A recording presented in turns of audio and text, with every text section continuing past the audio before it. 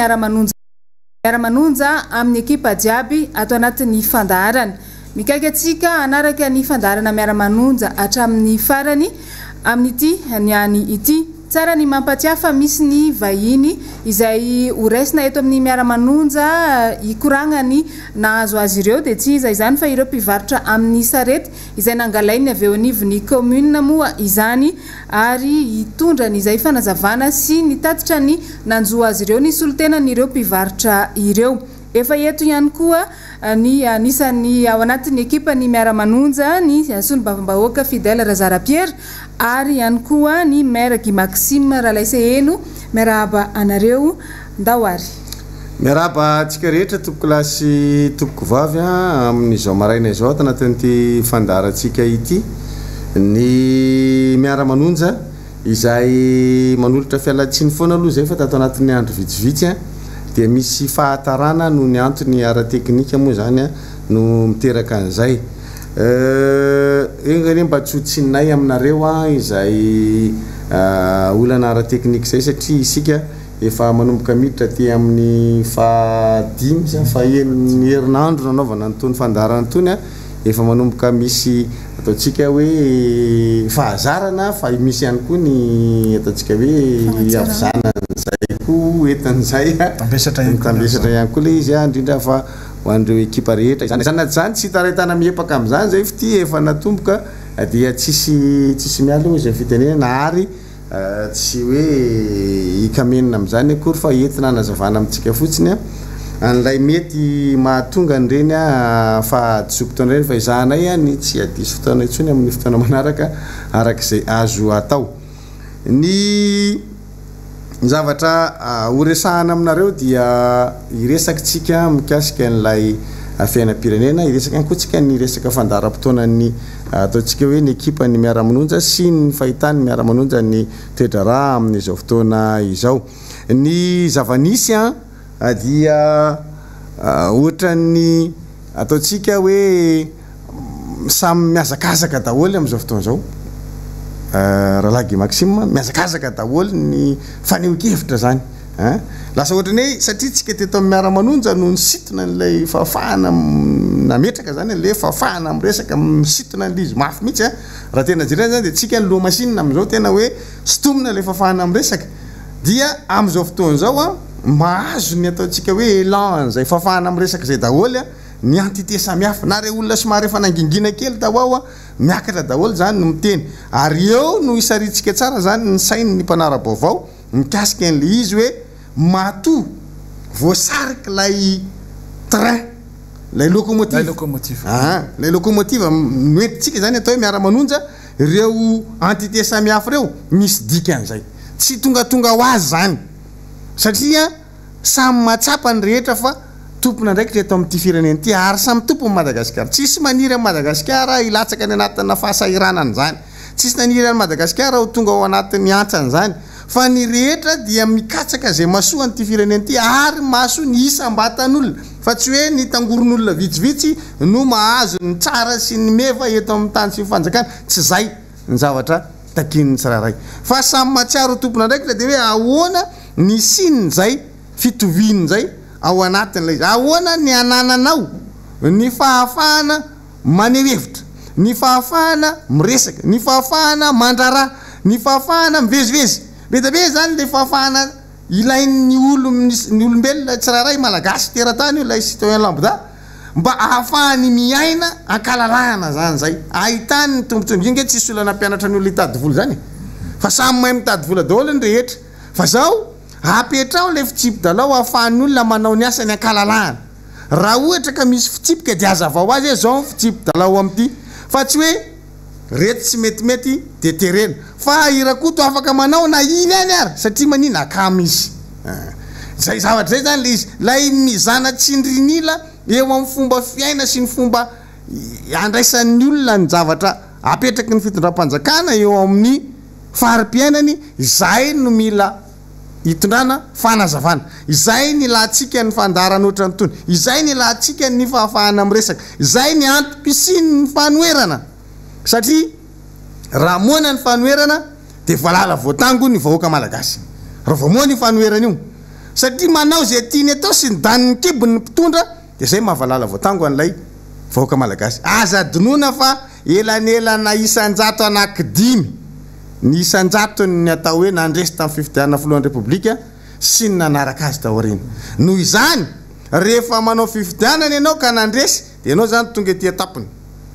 tsy misy tapony akaranao tsony eo fa ny zavatra andrasan'ny olona de ny fitsotsoroka ao avy eny ambony eny ka raha sanatria mitsotsoroka ianao de azo refesiny iny zany hoe mitsotsoroka firisanjato zany a ataotsika hoe fitiavan'ilay mpifidy an'ty mpitondry ty zany raha ataotsika lany teo amin'ny 5 isanjato izy sa raiky amin'ny 5 isanjato sa 2 amin'ny 5 isanjato sy daditiko tsony 2 amin'ny 5 isanjato dia miena zany zay rehefa miena zay dia hitatsika eo am'izay zany hoe io ary jerenany aty an-daniny raha miena ny akilany a nanahoana ny taty amin'ny an-daniny miena miaraka aminy koa ve sa mijanona sa miakatra ka raha ohatra ka misy fitombony zany le aty amin'ny an-daniny de tokony mieritreritra le nitsotsoroka hoe efa misy zavatra tokony hieritrretana sy andraisana lesony zany a fa manomboka mifandanja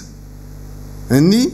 fahafahan'ny olona makafy sy manaraka ny zavatra resahanao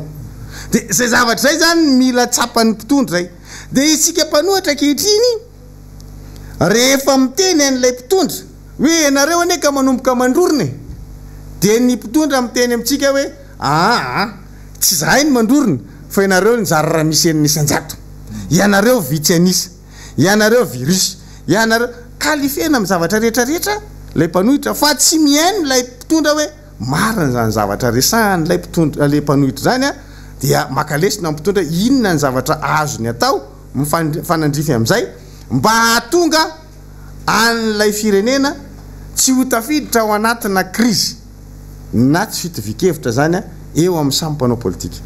raha menao fahalalahana zany ny fanoerana anao ny asany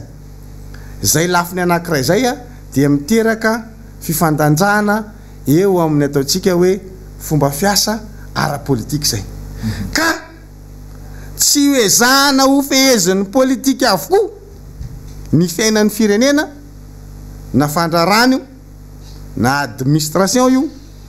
na fanabiazany na sosialy io de zanao fehezin'ny politika ka zao rehefa misy tsikera mba manitsy hoentin'ny ankilany ho an'ny an-daniny de tonga dia boriborina ny resaka hoe anakorotany reto boriborina ny resaka hoe anonga-panjakany reto zay taratry ny tsy fiainona zay zany lesina tsy ary nisy teto Madagasikara rehefa nandatsaka nyty firenena ty akady hatram'izay fa tsy fantatro rahalahy Maxime fa ao anatin'io lapy io ngamba misy tsy haiko misy virus mipetraka mihitsy a fa rehefa tonga eo ny olona de ohatra ny very fanahy mbola velona zany tsy fantatro tsy mety atsiaro an'izany mihitsy hoe na tonga ny olona rehetra ny fandimby teo osa tamin'ny fitantanana an'le firenena ka le tsy miaino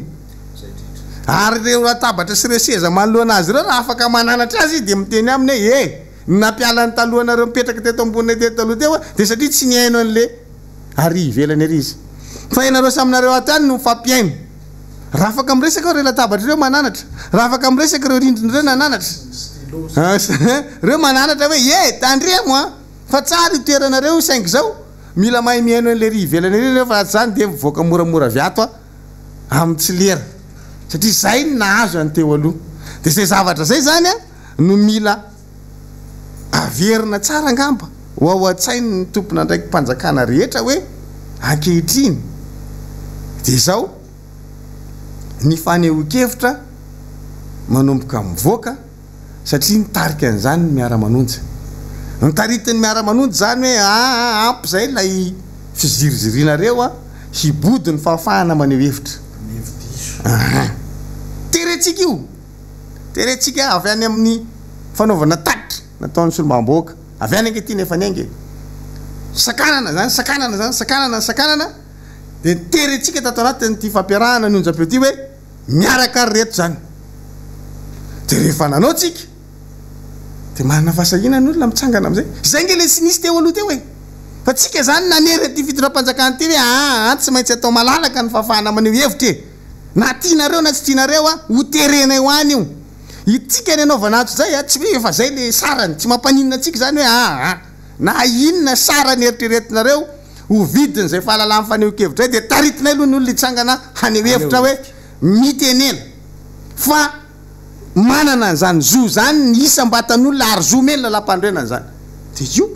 hitatsika io miteny daholo ny olona rehetra maneho hevitra daholo ny olona rehetra ary rehefa mahatsary mangiryfiry ny olona de miteny paramede mpianatra tsy haiko inony ny tsy haiko ny entité ny contrôleur be da be ny mpanao politika nisy efa mpanao politika tsy de hitanao za zao fa elaela tsy natazana ngapetra kotreny hitako tampoka hoe iny ngapetra kotreny elaela tsy nahitanao honorable Roland Ratsiraka iny nga Roland Ratsiraka mipotra daholo mipotratra amin'ny tsy haiko hoe misy niterena hoe fanjalalaina koa nefa niakatra tao anatina any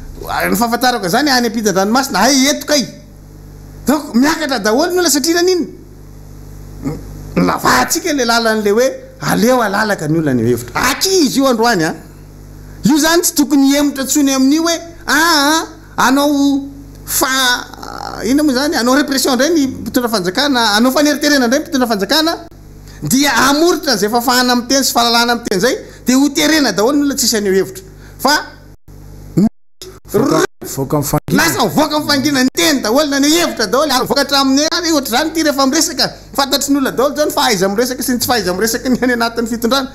fantatry ny olona teo daholo aiza mpanao gazetinareo mety tsika nampitahin'ny olona zay ay zany ke lanja mpanao gazetinareo rehefa mpitahina amin'ny eny retsy mivoaka daholo zany mivoaka daholo na fenina mivoaka ny original ozy tsika zay io zany fa mivoaka ny original satria ninona mitaritsika ilay fafahana maneho hevitra le fahalalany ny ady hevitra ary le fisiny ny ady hevitra zany a de ataontsika hoe tombony anankiray azo tamin'ity miara-manonjy ty androany hoe na ianareo azy de voatarika ay hiteny na ianareo azy voatarika ay haneho hevitra ary ny tena zavatra ngeza be de zao voarefitsika avy atao amin'ny miara-manonjy hoe ohatra zay ke zareo raha ohatra ka ny fidoboky ny fo zany normal tokony hoe 20 isaky ny tsy haiko sa 4 segondra na isa minitra fa mifidoboky ny fo ndraty kay mora misy palpitation tena enjana be mihitsy tena hoe tonga de tena migrrr ohatrany mifidoboky ny fo tena mipanika mbola vao fitsangatsanganana tonga de midobodoboka be ny fony ohatra fa maninny inona zay testa daholo ny mandeha mbola vo fitsapana kely anankiray zavatra tsatsang raha basket io mbola tsy ijesi akory mpanazatra fa mbola tsy haiko izy le coach ary amin'ny deuxième division ary manazatra efa mikoropaky nareo maiky zany fa raha ohatra ka tongavany tena hoe mpanazatra tena enjana tonga de tsy hita ao anatin'ny karatra le tiako tenenina zany eto de zay hoe voarefy sahady nareo ao anatiny miakatra hatramina mpitandro filaminana miteny foana satria manino zay lay ozytsika hoe midobodoboka be mifony zareo mora hita be hoe misy tositra retolo reto tsy mila tensiomètre akory hoe aizy raha doky de apetao le gzigzigzik amin'ny am'zany tsy mila ninakory fa tonga de hita be hoe way tena tonga de mivaramena way midobodoboka be ary to tonga de mitepitepy be ny atao amin'ny tonga de hita e voarefy zay zany ny zavatra tiana ambara amreto mpitondra reto hoe mora refesina kely nareo ao anatin'lay fikoropahana hoe mora fantatra zany ny fahaizanareo mife sy tsy fahaizanareo mife fanjakana ny olona mahay mitondra fiara tsy mikoropaky zany raha irivo kely ve zao nipetraka ao ambony direction de ikoropaka raha ohatra ka mahita tournant izy na 4 degré io na 4 degré fa raha ohatra ka olona manao sortie de route isaky zay matsiary na mpanao rally azy napetraka ao ambony any mbola aty amin'ny filmètre izy de mety efa midobodoboka be fony tsy kakitsika raha tonga de mipitika hatramin'ny kodiarana rehefa avy eo mivoaka satria zay le izy hoe fantatra zany fifehezanao an'le zavatra ka io no hitatsika kehitriny ary tena izy rehetra manao ntserany eny de zavatra misy inona moa zany azatsika ny hoe micumule le izy mitambatra mifanongo zay nga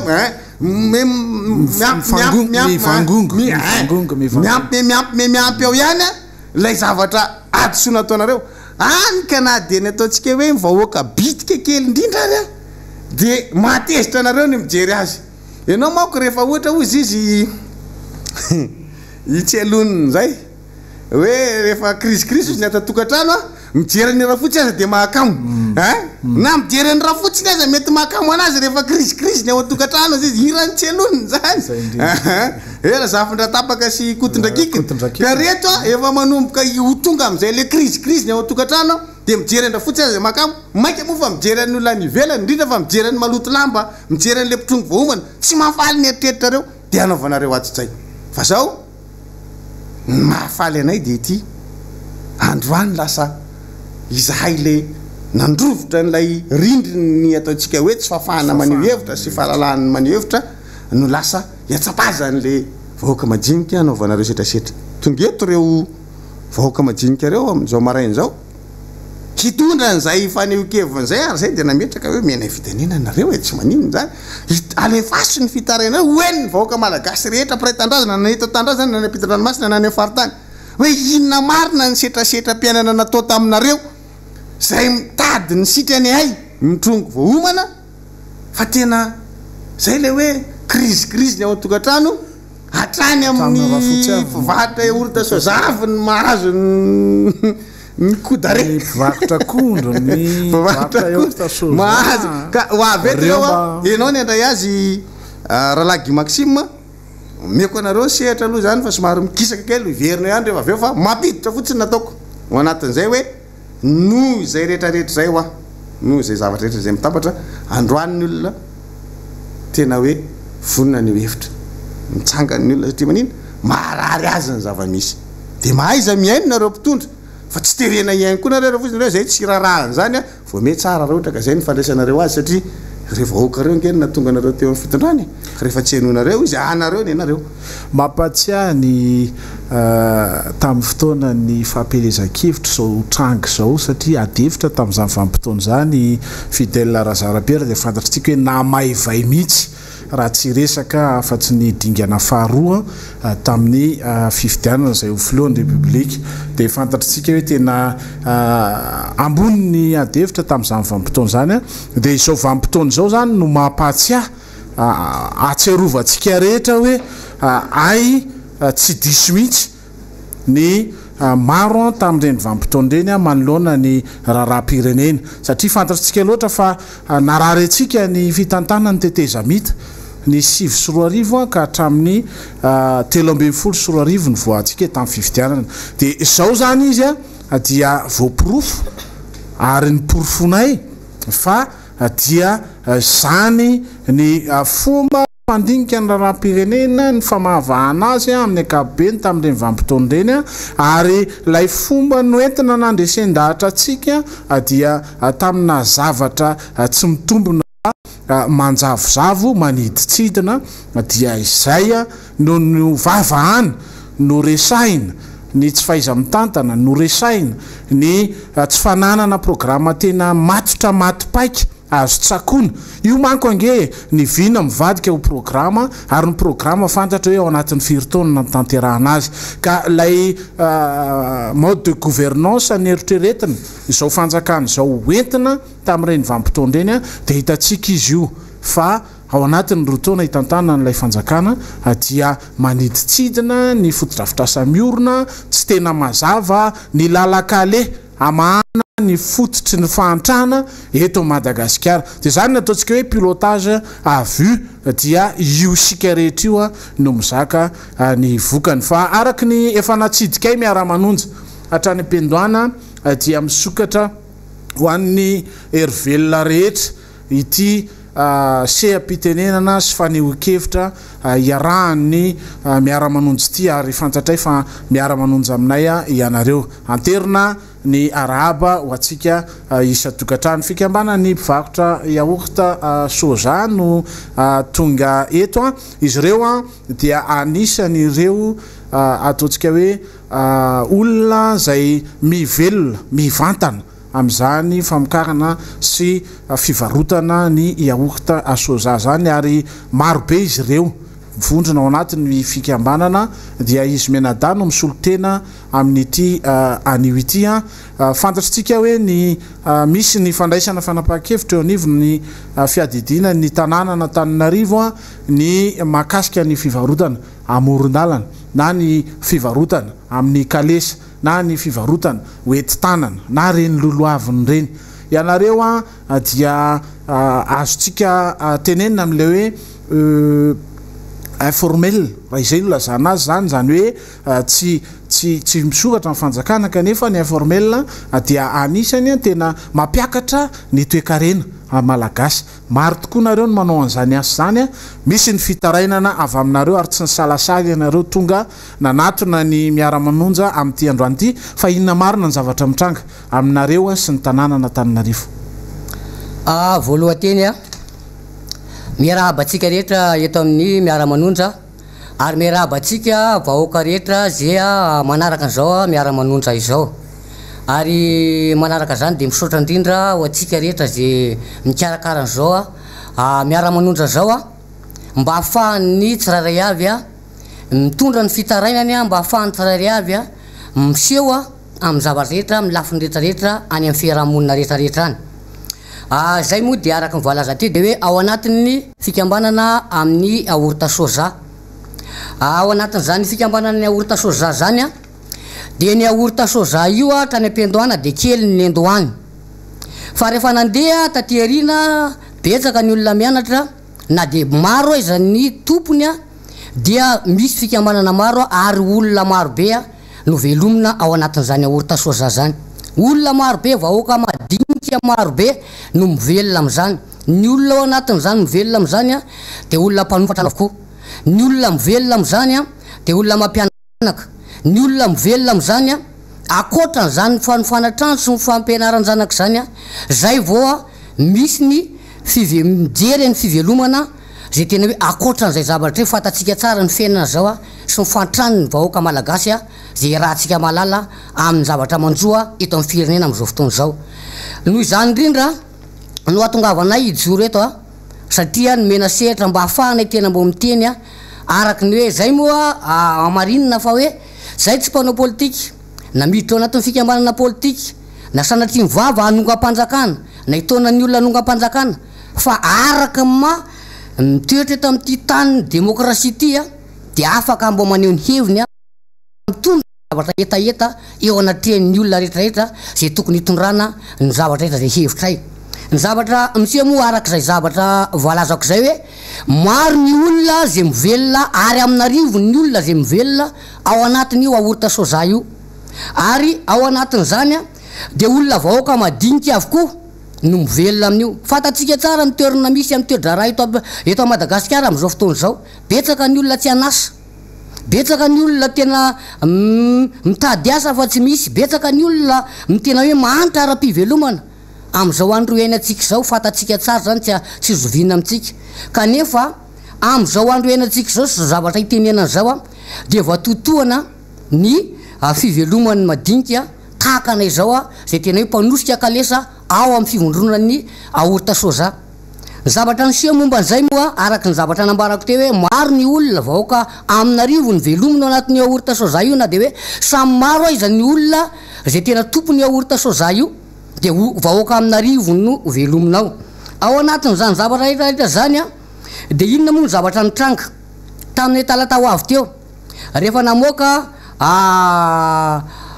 sareo zay tena hoe andeha hivarotra soja reo namanay zay tena mpiara-pivarotra aorita soja aminay rehefa mivoaka tamin'ny faritra nosy be iny dia avy reto zay iraky ny commune miaraka ampitandro ny filaminana niaraka ny camion dia tao anatin'izany reo mpivarotra aorita soja anakiroa zay mpivarotra fa tsy tompony de inona ny zavatra nataon'ireo na ilana naongana teo amin'ny arabe ny aorita soja rehetrarehetra ary ny kalesa zay natosika hitondranandreo aorita soja reo dia nampiakarina ny ambony camion dia nentina ary mandrakandroany mbola tsy mivoaka zany kalesa zany mandrakandroany tao anatin'izany za tenako zao mihitsy raha naheno an'izany dia satria eno hoe aty anosy-patrana ty no misy an'ilay hitondrana zareo ny kalesa de nandeha ary rehefa tonga tao de nanontany zareo tato de nilaza fa hoe tsy aty aminay ny tompona andraikitra zany fa miazonandreo fotsiny zay fa mandehana makany amin'ny lapan'ny tanàny nareo ao amin'ny porte 36 de nandeha koa ny tenako nandenakany rehefa tonga tao zay dia tsy varay akory fa teo ambavady zay ny raisina ary efa ny raisina teo ambavady de zao ny zavatra tenina ambara tao afaka 10 andro nareo miverina afaka 10 andro nareo miverina dia tao anatin'izany tsy azoko le zavatra tianao ambara satria tsisy fampiresahana fa zay fotsiny zavatra lazaina teo de nanontany andreo mpiandro vavahady teo inona zany ny tena tianareo atongavana amreto fivelomana ireto de nilaza reo mpiandro vavahady reo tao anatin'izay zavatra zay hoe ianareo dia hofoanana satria nahoana manelingelona ny fifamovozana hofoanany fanjakana mihitsy nareo satria mamelingelona ny fifamovozana ary tao anatin'izany zavatra rehetrarehetra zany de hoe inona zany ny dika le hoe afaka 10 andro vao miverina forera 10 andro zany forera 10 andro zany efa fantatra ve otrinona no aloha tsy mbola fantatra tamin'io fotoan'io fa ao anatin'le fiverenana amin'ny 10 andro zany zay vao fantatra hoe zao no aloha reo nefa reo ampidirin'ireo kalesa reo vola ampidirin'ireo kalesa reo ne tsy misy vola be hoe amina miliara ary ny olona mpanao orta soja zany olona mantra olona tena hoe mitrongo vo manaraka ny fomba fiteny azy ao anatin'izay zavatra zay ary ny olona mpanao orta soja tsy misy olona mpanao orta soja ny hoe atsangana bildin fa ahoana mo raha ohatra ka namelona accident teny an-dalana na nitondra korotana teo anatin'ny fiarahamonina fa olona mandeha ny an-dalana fotsiny dia tokony ampidirina forera ohatrinona forera aloha am'zany ka ao anatin'izany zavatra rehetrarehetra zany malahelo zahay maheno an'izany zavatra zany satria zany mahatonga anay mitondra n'izao fitsaraina zao eo amin'ny isanambara tonga ny rehetrarehetra zay mandreanay mba hahafahanareo ny zavatra tianay tongavana zay tsy tokony zay tsy anakorotam-pirenena fa ny ahafahany zavatra tena takinay de amezanareo malalaka satria nahoana ny olona tsy mananasa izy zao efa tsy fidiny ny olona tsy mananasa izy reo olona aminarivon'ireo velominao anatin'ny aorta soja io horafaravana zany aorta soja io satria raha tonga atao zany zay de hoe horavany aorta soja io ary tsy avelanao an'itsony aorinazao zavatra zao de rehefa rava zany io de atao aizy reo olona aminarivon'ireo inona ny vaolana menareo amindreo ka ao anatiny zany zavatra zany ny zavatra ataonay antsoavo sy ny zavatra takina eto mba amezanareo malalaka anay mba hahafahanay ivelona mba hahafahanay tena hoe iasa ara-dalàna araky tsika ne marina fa tena hoe raha mifilazanareo manotoana ny famovozana marina fa raha malala ny firenetsika am'izao fotoana zao tsika tsy hitovy ny any amin'ny firenena any evelany mihitsy tsy afaka hitovy mbola hitovy amin'ny firenena satria tsika mbola ao anatin'ny firenena manitra ka tsy afaka hitovy an'izany any amin'ny firenena avelany ka ao anatin'izay zavatra rehetrarehetra zay manetanareo mpitondra fanjakana isatsokoadiny zay na de misy aza ny fanapa-kevitra faniraisinareo anafoana n'izao zavatra zao de mbo emitrinareo ary mba amenay malalaka satria nahoana ampitombo aro ve ny mpanendaka ampitombo aro ve ny mpamakitrano reo olona zay miala tsy manao an'ireo asareo satria inona horavana fotsiny le zavatra tsy misy vaolana amenareo de inona fotsiny ary zany tsisy mihitsy fifampiresahana tsisy fifampiresahana fa ao anatin'izany tokony mbo fampiantso aloha samy malagasy samy malagasy tsika tokony fampiresaka aloha didimpitondrana sa tsy voaray tsy narainy zany zay ka ao anatin'izany zay ny zavatra tianay tongavana eto mba hahafahanareo ame malalaka anay ao anatin'izay zavatra zay zay kio eto raha ny fifamovozana ny resahanareo voniny zahay tena hoe iaro an'izany zavatra zany raha hoe fitohana famovozana ny resahanareo anafoanana anay de voniny zahay iaro an'izany zavatra zany atreto fa ny zavatra takinay de mba hanomezana anay malalaka hatrany no ahafahanay mivelona sy ahafahanay miasa malalaka satria foana zany aiza zany ny andoavanay akolazy ny zanaka indray raha ohatra mitsahatra io aiza zany ny andoavan'ny hofatranonay indray olona madinika kely daholo ny miaramena aminay amindreo ka ao anatin'izay zavatra zay zay moa ny zavatra tena takinay mahavelona tsara ve le asa le asa zany de mahavelona ho an'ny olona zay tena hoe mahazaka an'izany hofatrano zany mahazaka ny hofatrano afaka mivelona tsara afaka mampiana janaka zahay afaka manofatrano tsara ary ao ambadika zay ny fivelomana am'izao fiainana sarotra zao izy mahavita tsara ny fiainanay zay ao anatin'izany makasika indrindra tongety ihany koa moa ny namana zay miaradia amin'ny mpivakotra eokota soja dia ometsika teny farany angamba ny andrembavilanitra amaranantsika n'izao dinidinika ny fanaovana maraina eto amin'ny Miara-Manonja zao sotra betsaka tompoko na amin'ny fitenenana mamerina fiarabana ho an'ny vahoaka malagasy rehetra ihany a dia mamerina fiarabana ho any koa ny namana rehetra mpitondra sary eo sy ny mpanosika sarety rehetra misaotra anareo atao Miara-Manonja koa zay satria noho inareo raha tsy nisy anareo dia tsy afaka maneho hevitra malalaka ohatr'izao zay fa noho ny fisianareo dia mba afaka nijoro teto zay ny teny satria avy amin'ny alalan'ny ainao manjery sy ny fahitalavitra no afahan'ireo lehibe ireo mihaino anay sy mijery anay satria raha nanatona anazy zay dia tsy nahazo valy mahafa-po sady tsy afaka niditra tany ka noho izany dia nanana hevitra zay hoe alao miseho ainao manjery miteny dia eo no afaka miteny akahalalana dia mba tonga any aminareo tsara le etaetanay zay zany efa voalaza namana teo moa zavatra rehetra hoe tena iainanay le aorta soja efa hita fa zay tena sahirana mitrongo voaomana eritreretinareo fa nohaninay androany inge dia davinay androany dia ohatr'izay koa ny apitso n'iny nohaninay rapitso dia davinay rapitso izay mamelon-janaka mianatra zanakay mandofa trano araka ny teny namana teo raha sanatria zany ka ho fohanana tsy ho izy tsony zavatra io dia ho aizy izay vahoaka majinika ary ireo vahoaka ireo any andriambato monsieur le maire nametraka anao teo nefany ankehitriny dia vadika amin'ny teny fanomezana anao vadika amin'ny tokony omenao dia ho aiza zany zay amin'izao dia mangataka zay tena mangataka mihitsy ary zay tena be da be zay manerana n'Antananarivo dia tena maro zay ary raha ohatra ka tsisy vahaolana zao zavatra zao dia tsy fantatray hoe ahoana hoe ho aizy zay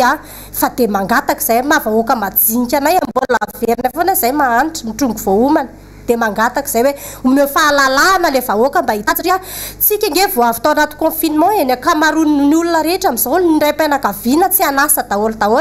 ny vehivavy amin'izao mikarama manasa lamba sy ny zavatra ke io mba hivelomanay afahanay miaina ohatra anareo rehetra afahanay mivelona sy miaina io fitadiavanay dia raha ho fohananareo zany io dia ho aiza zany zay sa ve zay zany no lasa ery amin'ny 4 indray anamaro isan'ny 4 atao Madagasikara satria zay tsy afaka andofa trano tsony zay tsy afaka tsony zay andoha jironjirama tsy afaka mpianatra ny zanakay zay tsy afaka mivelona tsony donc zany tsy manana ninninina ivelomana zay ka raha ho fohananareo zany io dia efa miomana fa hitombo ny 4 sy ny mahanitra eto Madagasikara ny any ambanivohitra ny fiarahamalala fa sahirana efa sahirana ny ambanivohitra ary ny akamaroan'ireo anie dia fianakaviana avy any ambanivohitra ireo mpivarotra anay ireo satria le any ambanivohitra koa amin'izao fahavaratra tsisy hohanina ny any ambanivohitra dia noho izany fampitsinjo le aorta soja sy le avy any ambanivohitra dia mba mena karama le avy any ambanivohitra ka raha sanatria zany tsy ho isy tsony koa io dia hiverina koa ny any ambanivohitra dia ny kerety efa tsitsy anaovana ny kere mbola ho kere koa ny any ambanivohitra dia ho aiza zany le Madagasikara kely ho aiza le vahoaka malagasy sotra indrindra mahakasitraka anareo menada ny fahatongavanareo teto koa tsy ny salasala fa dia angamba atsipiny teny ny atsipiny tady ny atandroko ny ompo dia atsipiny teny mpony malala mieritreritritsika fa manaraka n'izao fandaran'izao ny fiadidina ny tanàna n'Antananarivo marena moa fa ny akamaroany ireo olona zay mivarotra na ny aorta soja zany na ireny eta-madinika maro samihafa ireny na ny akondro sy ny sisa dia saika ny distrika manodidina an'Antananarivo ny faritra vakina karatriny iny faritra faritra tasy iny reo no saika miakatra makaty zany hoe iny distrika Anambomiada na Ambatolampy any daholo no akamaroan'ireo olona zay tonga eto Antananarivo ary tena mifandamina izy ireo ka tsy diso manao olona maromaro 5-10 dia manofa trano dia mandeha mivarotra isan'andro dia rehefa mba misy ny azo raisina dia lasa indray moa dia aloha manetsa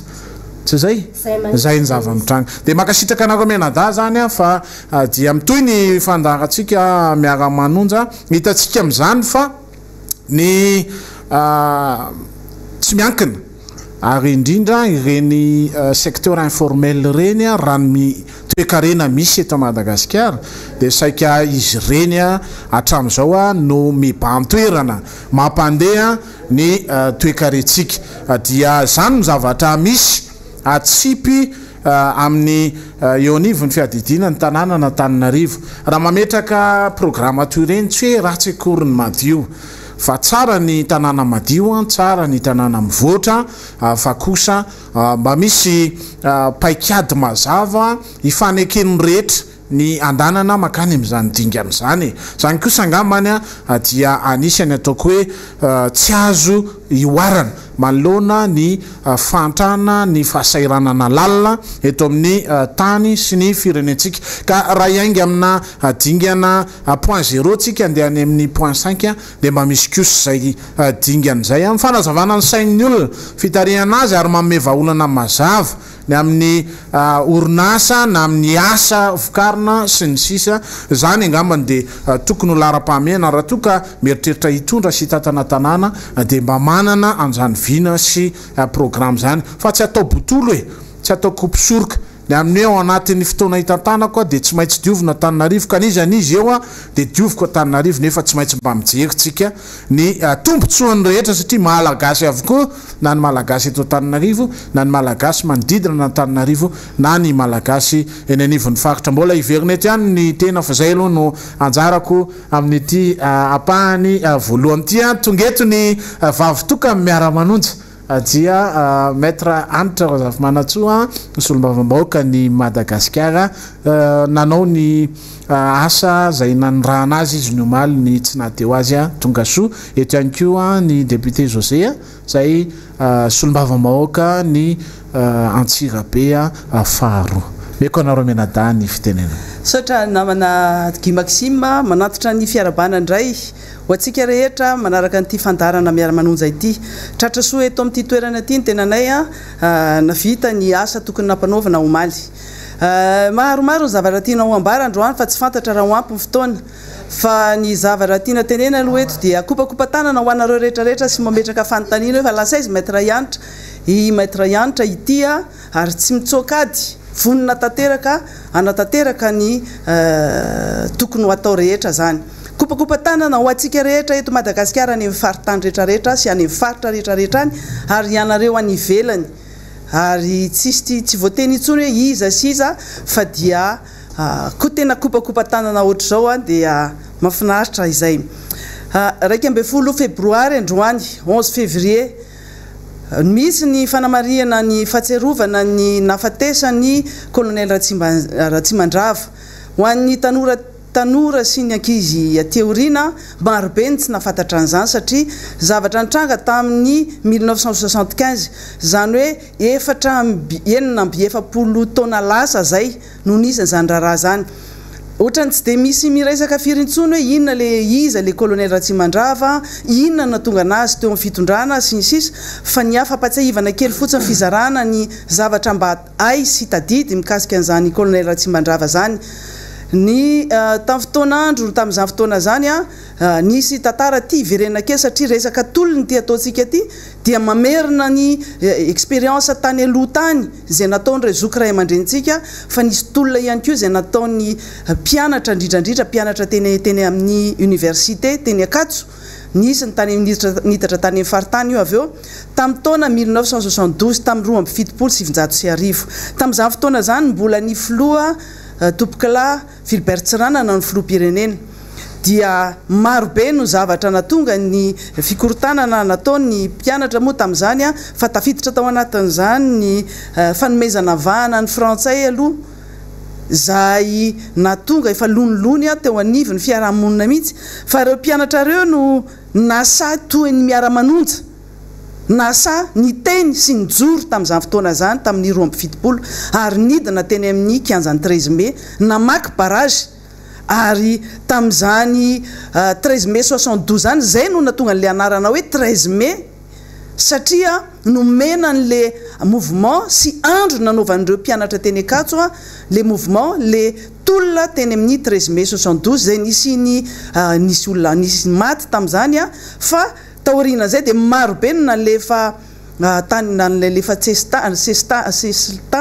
tany Anosilava zany hoe nygadraina tany olona marobe mpianatra mpanao politika tompon'andraiky mpanjakana marobe be de be no nalefa tany Anosilava zany nogadraina tany dinganiko iny satria lava be zany tantara zany raha izay no tantaraina fa fanamarihana fotsiny mba ahatsiaro mba afantarantsika hoe inona natonga ny place du 13 mai fa zay tolona nataon'ny mpianatra teny akatso tolona ohatrany ataontsika amin'izao fotoana zao no natonga ny zany 13 mai sy kianjany 13 mai any zay afitarantsika hoe rehefa misy tolona atao ankehitriny a dia ny fidirana ao amin'io kianja io a no imasona satria symbolika loatra le toerana zany ary nytenenina foana hatramin'izay hoe zay olona mavaky an'io 13 mai io dia mandresy amin'ny zavatra zay ataony hatreto aloha zany aloha dia zay foana no nytenenina dia ho hitatsika zany a amin'izay zavatra manaraka eo ny zavatra nitranga tamin'ny 13 mai tamin'izany a dia nisy koa tao anatin'ny antoky ny ny tompokilahy Vilbert Tsiranana nanana antoky izy natao hoe PSD tamin'ny fotoanandro nisy korotana nisy tsy fanarahana nisy adi-toerana zay andimban'le filohan'ny antoko zay filohan'ny filoha-pirenena tamin'izany filoha-pirenena voalohany teto Madagasikara ny filoha Tsiranana dia tamin'izany fotoana zany a nisy ny korotana tao anatin'ny antokony ary napalemy naparefo an'io antokony io ny tena ny filoha-pirenena efa tamin'izany fotoana zany a avy ny tsabo-tena avy any ivelany dia ny tena marefo vo avy ny tsabo-tena ny antoko marefo nisy dia aveo koa nefa misy ny crise politika zay nentina teo amin'io 13 mai dia ny afara tamin'ny fanomezana ny fahefana fanomezana filoha-pirenena filoha Tsiranana fahefana plein pouvoir en général Ramanatsoa tamin'izany fotoanandro zany zany hoe nomena ny général Ramanatsoa ny fahefana napilamina ny crise politique tamin'ny 1972 dia ny général Ramanatsoa Gabriel Ramanatsoa no nitatana io zany no chef d'état nanomboka teo ka hatramin'ny 1975 dia satria nisy zavatra tsy niady ihany koa tao anatin'izany fitantanana zany nisy ihany koa toy ny crise politique tao anatin'izany a dia tonga amin'le nisy an'le hoe situation contexte extra constitutionnel zany hoe situation ivelan'ny constitution zay nanomezana fahefana ny général Ramanatsoa tamin'ny fotoanandron'izay dia nitondra teo lasa chef d'état chef de gouvernement aloha ny général Ramanatsoa tamin'ny fotoanandro dia aveo niova amin'izay izy lasa chef d'état dia tonga ny crise tamin'izany fotoana zany tamin'ny 577 a dia nanapa-kevitra indray le filohan'ny chef d'état général Ramanatsoa namendray ny fahefana feno ny colonel Ratsimandrava ny colonel Ratsimandrava nefa zay ministre ny intérieur tao anatin'ny gouvernement ny Gabriel Ramanatsoa dia io colonel Ratsimandrava ministre ny intérieur io a no lasa nomena ny fahefana feno ary zay no natonga le fitenenana nafatarana anazy hoe tsy amboadidy mon général satria nandray ny fahefana izy a ny 6 février 1975 indrisy nefa fa eninandro fotsiny nitondrany teo amin'ny fitondrana nandraisan'ny fahefana dia nisy namono izy a dia maty zany 1 février 1977 hatramintsika amin'teny zao dia tsy fantatra na ninina tsy ho fampataranana mihitsy a ny mombamomba na faty sy ny tena marina amin'izay namono ny colonel Ratsimandrava zay 9 taona teorina tsy misy ny marzava tsy fantatra ny marina fa dia secret fa misy mafantatra ihany nefa izy ny tompona andraikitra tao anatin'izany tsy hiditra amin'izay zavatra zay ny tenako fa le fitiavan-tanindrazana sy fisehoany le fitiavan-tanindrazana sy ny tsy fialana amin'ny adidy fa miatrika ny zava-misy no tiana ho tenenina eto ary izay zavatra zay tsara fantatry tsika teorina zay tsy malala ny tantara indrindrandrindra itsika tanora itsika efa zokizokin'ny kely ihany satria efa 46 ans efa 70 taona lasa zany zavatra zany tranga fa ny tamin'ny 1972 zany a efa mihoatra ary a efa osivy amby 70 taona ny tiana tenenina ao anatin'izay dia hoe ny tantara mitoy ary ny fitiavan-tanindrazana samy maneho ny azy fa matoa misy ny crise politika dia misy fahafapo foana ao anatin'ny fitantanan'ny firenena tsy afapo amin'ny zavatra hitantanana firenena kanefa koa mety misy parametra hafa ihany koa any ivelany ihany satria raha ny colonel Ratsimandrava dia fantatritsika tsara nafatarana azy dia hoe naindraindra ny resaka fokon'olona ary misy tsy nifaly mihitsy a tamin'izay politika zay hitondran'ny firenena tamin'izany zay zavatra zay tiana ampahafantarina ny tanora ankehitriny hoe tsara mahafantatra ny tantara ary tsara mianatra satria fianarana ny fiainana ary niaraky ny teniko foana de hoe ny fianarana ny lova tsara indrindra io ny arena tsara indrindra ho antsika rehetra zay te ho tafita amin'ny fiainana fa tsy mianana fotsiny amin'ny vola azo amin'ny tsirariny vola azo amin'ny trafika isan-karazany vola azo amin'ny tsinany afa ny mahazo vola azonao amin'ny famarinana sy ny amin'ny etsemboanao zany zavatra zany hitantsika amin'izao fitondrana zao fa maro ny olona zay mitsetsitra ny are-pirenena ary manakarena tampoka olona fantatrao ny ainany maly sy fakomaly androany izy matretre ary manitsaka n'ireo olona zay nandia fianarana na niotra mafy tamin'ny fiainana satria gaboraraka loatra ny fanaovana tantely afaka drakotra nyity fireneny ity gaboraraka loatra ny fanaovana trafika isan-karazany eto amin'ity fireneny ity ary le fanomezana alalana na hoe vol autorisé avela mangalatra zay te angalatra zay zavatra zay no image le firenena dia zay zavatra zay no toerinay ary tsy maintsy mijoro izahay ary anisany itsangananyity fandaharana ity miara-manonja ity amotsy-pitsirana ny zavatra tsy mety ataon'ny mpitondra sy ny mpiara-mihinana miaraka mihinana ao anatin'ny fitondrana io tafiditra ao anatin'izay zavatra zay le hoe tsy fahaizana mitondra fa mbola hita ihany keo amin'ny tsy fahaizana mitondra le resaka ina moa zany fanelezana tsao sy fandemetsaina ny olona ary faniliana ndraikitra lava le izy moa tena te ce n'est pas moi tsy zany nanao an'iny tsy mbo za fa ianina mitady olona foana aniliana ny andraikitra de hitatsika ohatra ny enjehana mafy tao amin'le radio tambabe taon'le radio angaredina atao moa zany radio adetsena fa de hita mibaribary mihitsy ny hoe reto ny olona mpitondra sy mpanohana mpitondra sy ny toe-tsainy rehetrarehetra sy ny olona le mandefa telefoninao fa de gagy ianao hoe zany ve no avela amin'ity mpitondra ty ho alefa ao anatin'le radio maro be zay radio tokony mitaiza vahoaka mpanao gazety tokony mitaiza vahoaka zany no zava-doza ataony eto amin'ity fireneny ity gagy ianao fanelezana tsao enjehana moa zany zay teto malely tsao fa tena grave nataonareo trop ozy izy ny ozy ny tanora fa tena tsy malala menatra tena afabaraka tanteraka hoe radio atambabe a manala baraka n'le fitondram-panjakana ary mampibaribary ny ara-tsitsainany le olona amin'ny telefona de tsy tahotra tsy enatra voarainy avy aty aminay moa le izy ihaino tsara mihitsy le zavatra nytenena de hoe i maître ianitra sy député fidèle de hovononay hotorahanay vato raha tratranay zany no incitation tena menace de mort zany no ataon'le radio tambabe de ho raisinay tompona andraikitra tanteraka nareo satria zay efa nyteny fa na de volondoha anankiray ara no miala aminay de tompona andraikitra tanteraka nareo rehetrarehetra mivoaka izy io tamin'ny omaly tao amin'ny fandaharanareo ary ny tena grave le mpanao gazety mamela an'le olona miteny ohatr' zany zava-doza be mihitsiny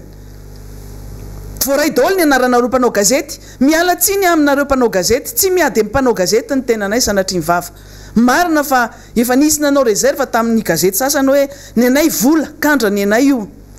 mena vola zahay anaovana an'le fandarana de vita ny contrat de tsy anao tsony zay de mijanona fa le zavatra nataonareo tena zava-doza menace de mort incitation à la haine incitation au meurtre zany ny zavatra nataonareo tao enregistré daholo ka ho hitanay hoe andraindraikitra le fanjakana sa tsy andraindraikitra mikasika an'izany zay eto ny lazainareo fa manely tsao sy manakorotana fa nenareo tena incitation au meurtre assassinat mihitsy ny ataonareo ao fanelezana tsao mbola izy ihany ko satria de lazaina fa hoe nisy resaka trafic d'arme ndray tratra tany akify tany ambanja tany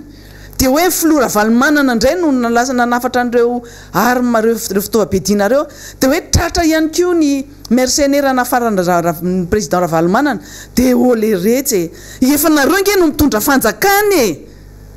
tamin'ny fotoana teo aloha tamin'ny président livre coup de vent nanao intérim nareo napiditra mpitaovam-piadina antsokosoko teto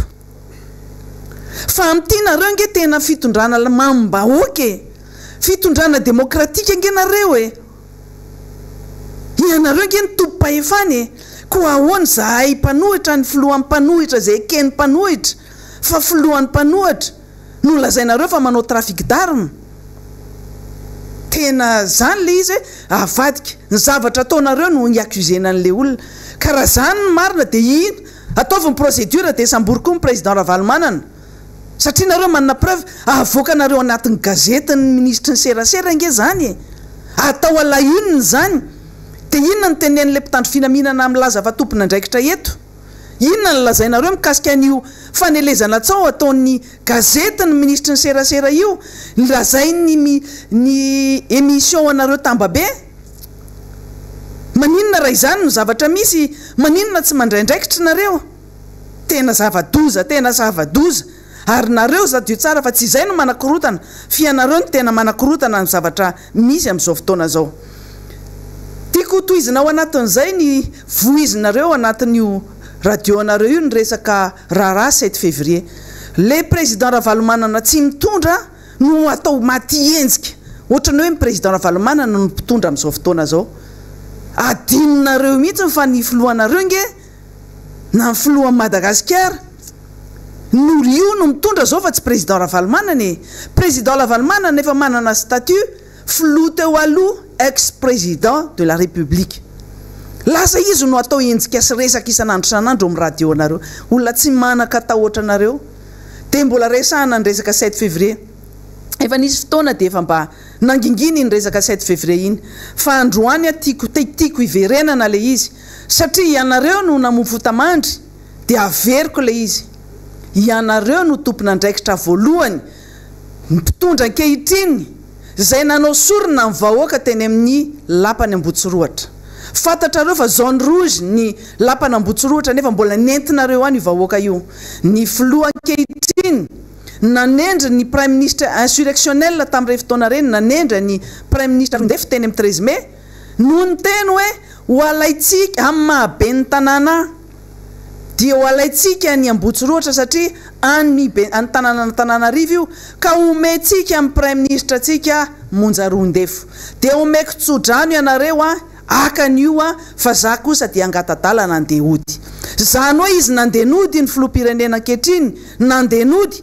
fa ny prime ministre roandefo no nasaina nanao sorona ny ainy tany ambotsiroatra ary reo vahoaka marobe natao sorona teny anisany mahafantatra ny dossier 7 février satria ny kirakirany dossier io nahita tsara ny rapport balistique zay nataony gendarmerie to amin'ny toboratsy mandrava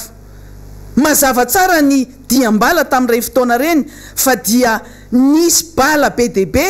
zay teo amin'ny ambotsiroatra zany hoe avaty anatin'ny vahoaka misy diana bala nisy nitifitra ary feny diana bala ny paleny ambotsiroatra sy le fasady le ravana io am'izao fotoana zao nisy ny avany amin'ny ministère ny trésor ministère ny finance nisy ny bala tifitra vao amin'ny trésor nisy ny tifitra vao amin'ny louvre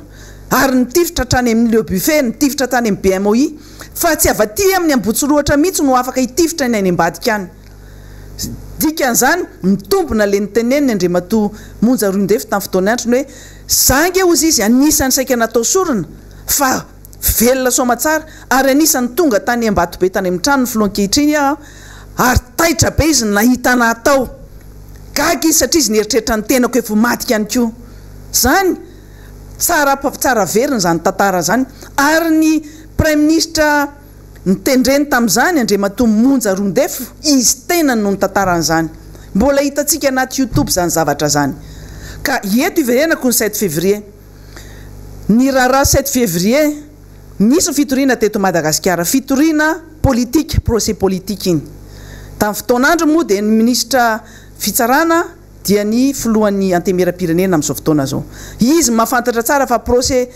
alava vity iny natao farak'izay aingana ary natao ny condamnation politique amin'ny président Ravalomanana tamin'ny fotoanandrony raha condamné ny fitsarana tamin'izany dia ny cour pénale internationale zay nitondranareo fitoriana ihany koa nitoriany AV7 na tsy fantatro tsony nitory amin'ny filoha Ravalomanana tany amin'ny cour pénale internationale nge mikasika an'io 7 février io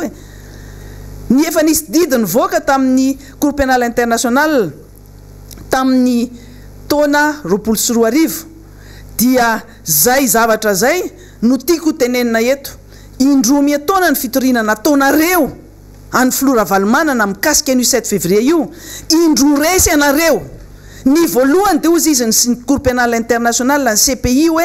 tsy ampy ny proof ilazana fa nanao crime contre l'humanité Flora Valmanana tsy ampy ny proof nentinareo eto amin'ny fitsarana cour pénal international na CPI dia nolavy ny fitorinana ataonareo voalohany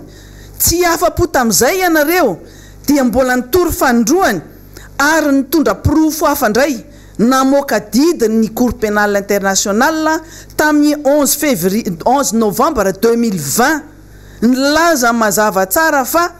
tsy mitombona ny fanenjehana ny Flora Valmanana mikasika ny crime contre l'humanité mikasika ny raharaha 7 février zany hoe tsy crime contre l'humanité ny zavatra nitranga ary ny Flora Valmanana tsy responsable an'izany 7 février zany ino no mamarana ny fitorinana ataonareo a de tapina ny domy ny procureur ny CPI ny procureur ny cour pénal international nanao notification officielle ny ambassadeur atsika any Bruxelles andrematoa Omer Berzik ary mahafantatra an'izany izy mahafantatra an'izany ny ministre ny fitsarana eto mahafantatra an'izany mpitondra fanjakana eto fa misy an'io didim-pitsarana sy notification nataony ny procureur ny cour pénal international zay milaza fa tsy nanao crime contre l'humanité Flora Valmanana mikasika ny raharaha 7 février mazava ny kasika an'iny a manomboka eto ka oka ny fanelezanareo tsosiny tsy fahaizanareo tsy mainininy ny anareo amin'ny radio Tambabe mianara aloha fa aza manelitsao ary aza manao masturbation intellectuelle tsy maininina mihitsy mba miaro an'le fitondrana ihany fa à côté de la plaque zay tsy raha ny eritreritra io any andao tsika mba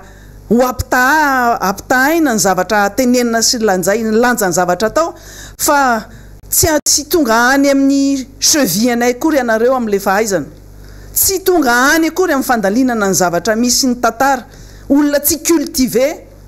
ary tsy manana an'izany hoe mba manana saina tia karokaroka zany mba mikaroka aloha zay vao miteny fa tsy manao affirmation gratuite ohatr' zany ka imezan'ny olona ny zavatra toy izany a ary hitan'ny olona ihany ny différence hoe ay ve ohatr' zany le Miara-Manonja ay ve ohatr' zany le radio Tambabe ngaretona hitan'ny olona ihany hoe ohatr' zao ny mpanao gazety ety aminay ministre Andreanjato zany nge légende zany fanenareo ny ministre ny seraseranareo dia mampime ridicule fa ny spécialité ny de managadra zay ministre teo aloha ny gadrainy ny ministre ny serasera teo aloha zay namany be tamin'ny fotoan'androny ministre Roly Mercia niarany ninany manta sy masaka taminy satria fa lasa ministre ny serasera izy de valifaty no atao vengeance politique satria tsy nitovy lalana taminy le ministre Roly Mercia dia ny gadraina 44 mois d'emprisonnement miandro ny valiny fangatahana fafahana vonjy maika moa izao fa misy ny tsindry avany ary mbola ministre ny serasera ihany io manao ny asa ministre ny fitsarana io mbola izy ihany io mibaikobaiko ny mpitsara io zay moa zany de efa miteny hoe maninona mihitsy ary izy io raha ataon'le filon république ministre ny fitsarana na super ministre na izy mihitsy natao PM hainy daholo zao rehetrarehetra zao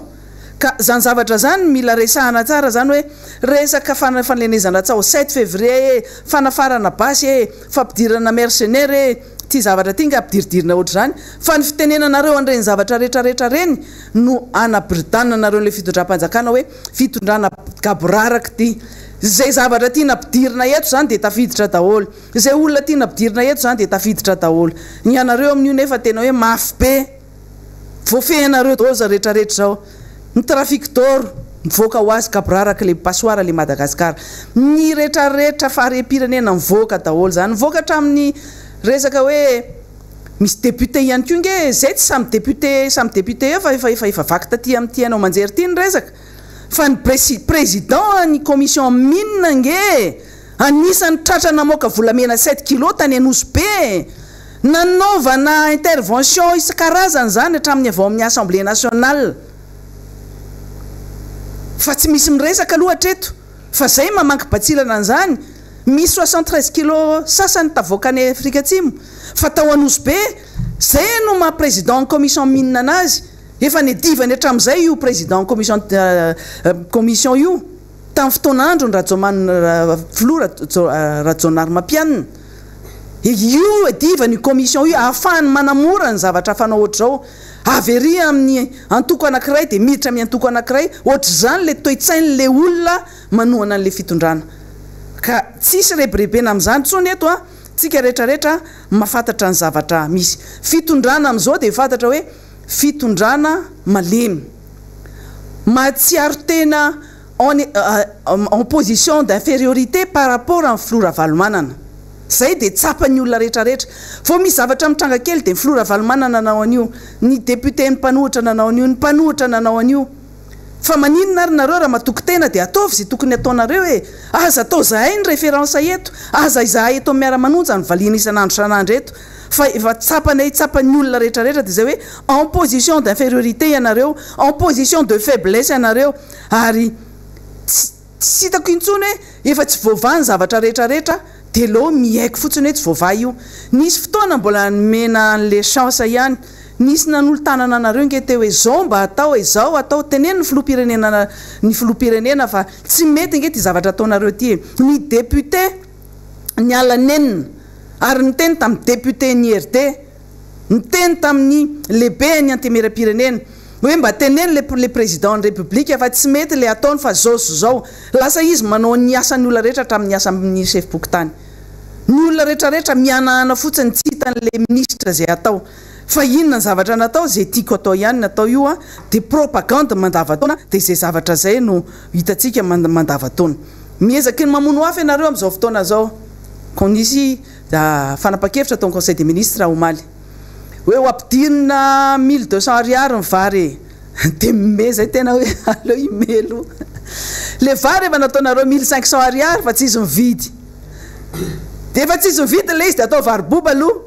araky nefa nytenenay hoe aleon'le olona raha miaritra mividy vary lafolafo kely mba mihinana ny sahazanazy misahazan'le olombelona dia atao vary boba indray aloha le vary brisure mampisy lagaly dia me zahay mahita le izy dia ampidinina an'izao indray 4000 ariary indray ny menaka raha le izy moa zany raha hoe tena hoan'ny vokatry ny fo sy fitadiavana an'le tena vahaolana maharitra dia ataonay hoe e tena mety fa hita le panika ao anatin'le izy tonga dia hoe aleo atao an'izao vidiny dia gaga ianao zany mahita an'le izy ndry mampalahelo ianareo hoe mampalahelo fa atao hoana moa fa zay ny eritreretrareo zay ny takatrareo rehetrarehetra ao anatin'ny hoe dia io no ataonareo fa hoe ny fanontaniana mipetraka fotsiny dia hoe iza indray zany ny ameno mibanga anetsina mibanga amin'ireo fatiantoka natao mifanjakana amin'io zany vola ho atsetsina amin'io vola taiza indray no nalaina anetsenana mibanga sy anorenana an'le fatiantoka vola avaiza zay aloha fa mahafantatra fa tsy ao anatin'ny loi de finance initiale io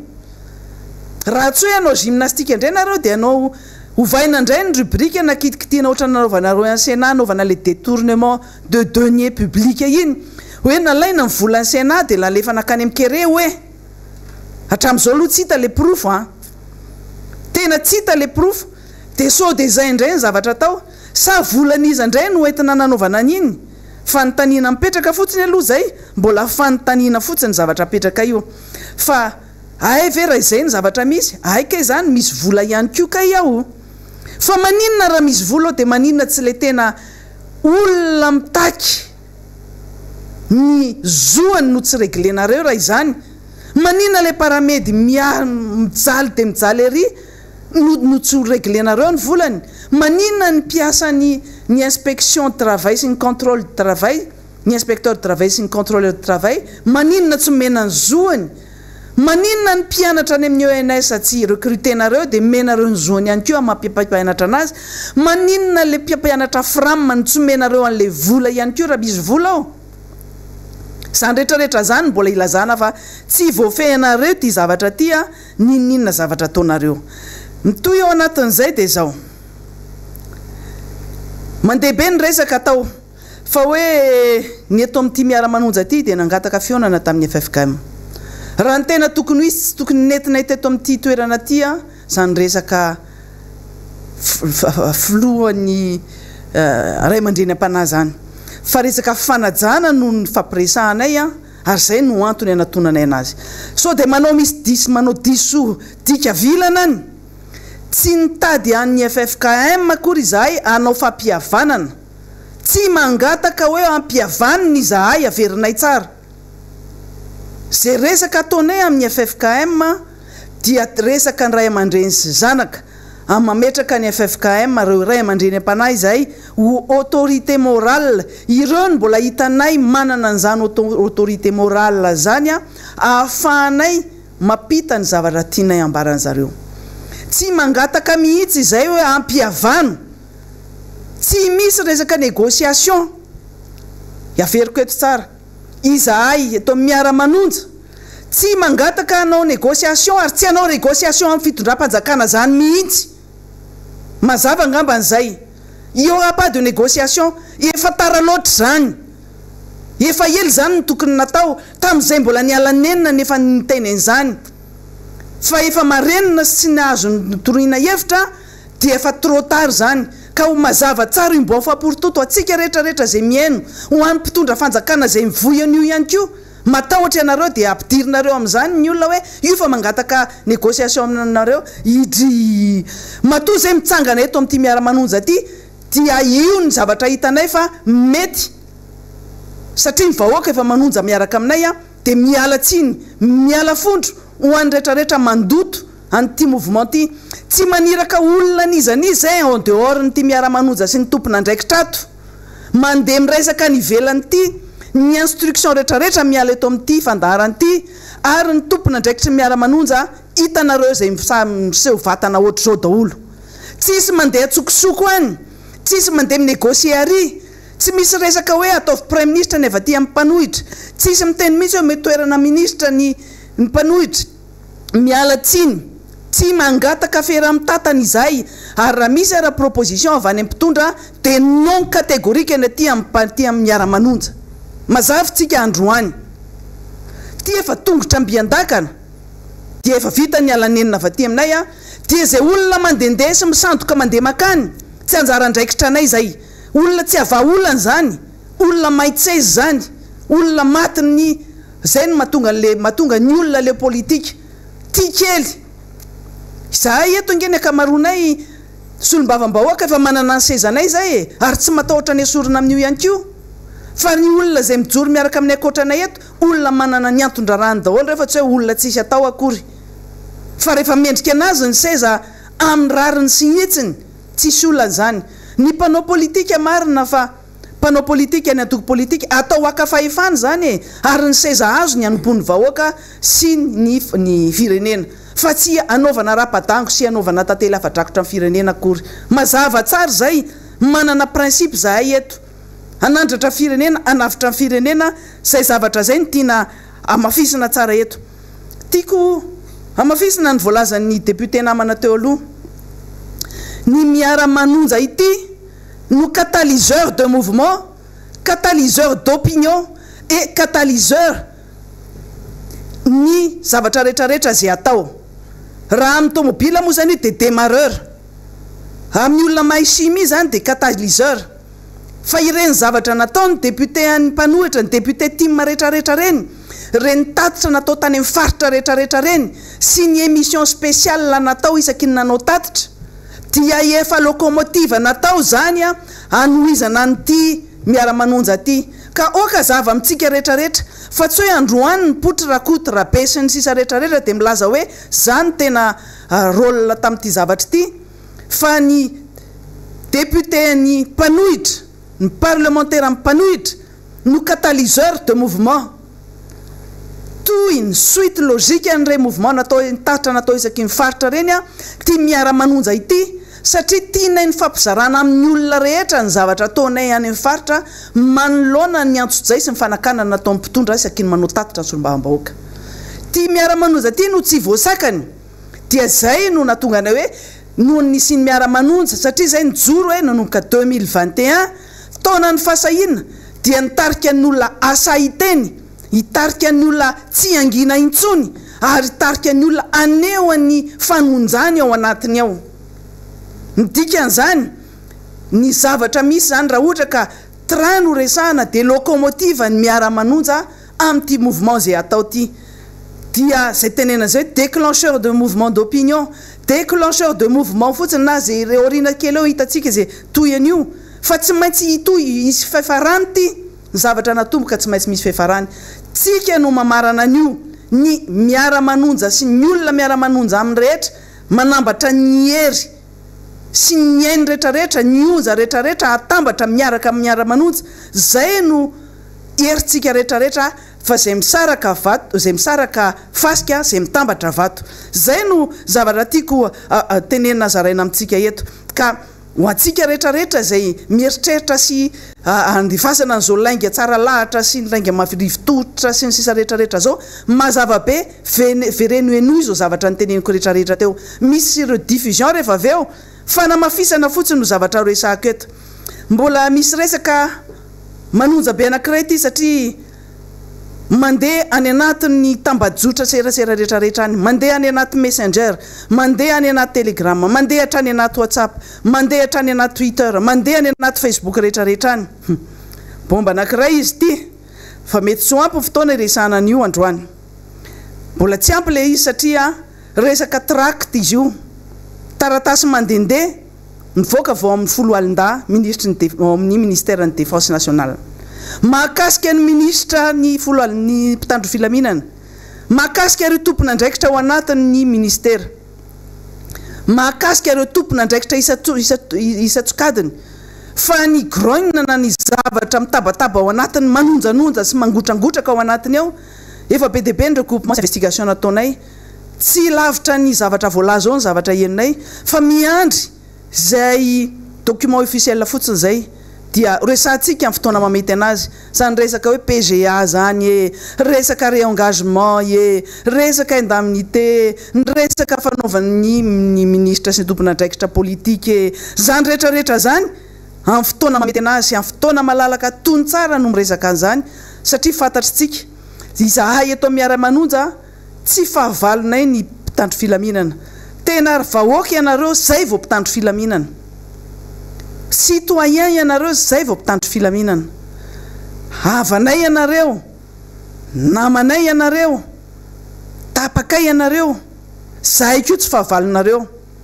Ary zay zavatra zay no rahantsika amin'ny tolona rahantsika mampiseho mba tsy hiverina sy hitoy zany zavatra mitranga zany satria fitondrana zao no manonjany ao anatinareo ao na ny mpitondra na ny civil na ny miaramila ao anatin'ny ministère sy ny manodidina rehetrarehetra tsisy tsy miresaka an'io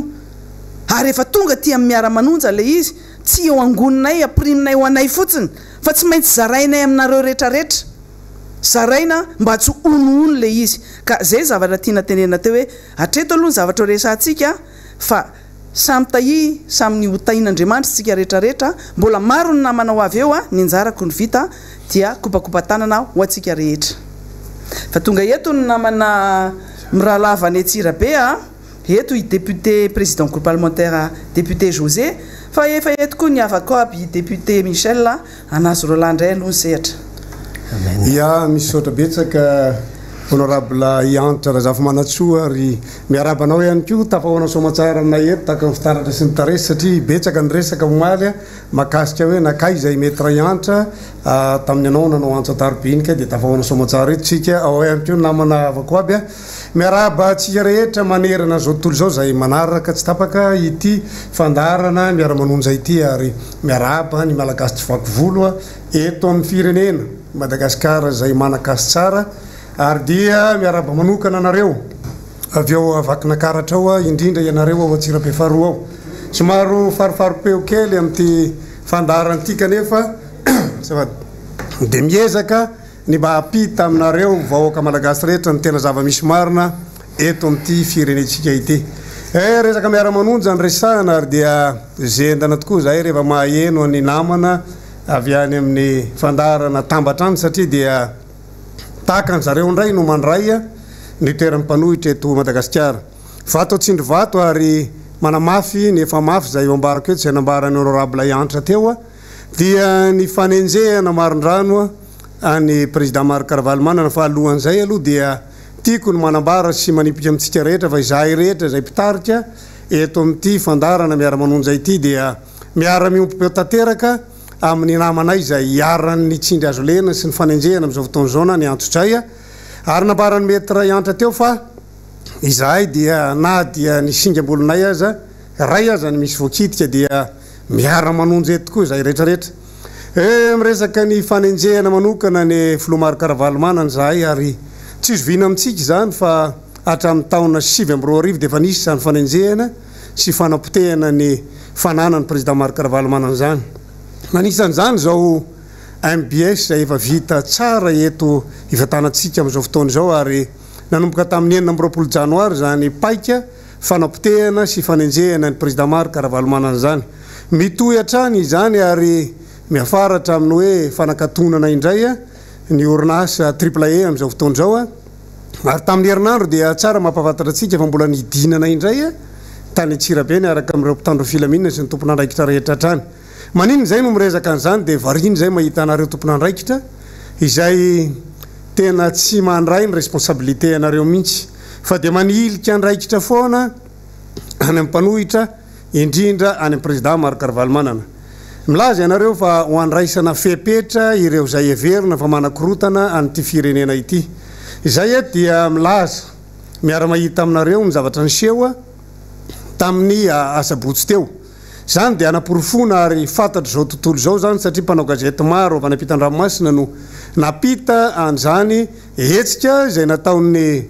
Miara-Manonja izany a tany amin'ny toerana tany Amerika Sinina izay nahitana vahoaka maro dia maro tokoa ary na dia nisy aza ny antsozay maro samihafa tamin'ny fanakanana ireo fiara izay nitondra ny vahoaka tany dia tonga somatsara tany ihany ny olona na dia tongotra aza inona dikan'izany dia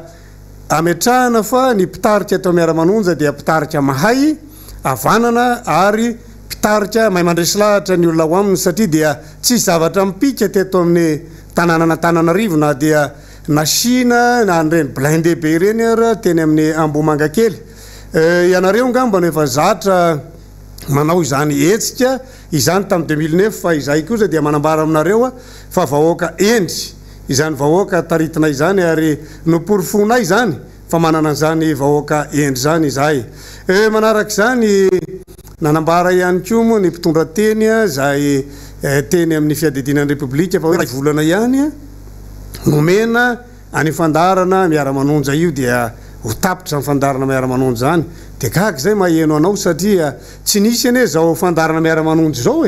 raha toka hainareo tsara ny tatana an'ity firenena ity fa matoa zao nisy ary voaingana mihitsy tao anatin'ny fiandohan'ny Miara-Manonja dia ny fahitana nyreny hoe fanondranana atsokisokony volamena eto Madagasikara eto ireny ary dia mahagaga fa dia mifanipaka ohatra ny atsimo sy avaratra ary mifanipaka ohatra ny dakambority moa ny fanazavan'ny tompon'andraikitra rehetra mahakasika an'izy ireny fa ho atsika dia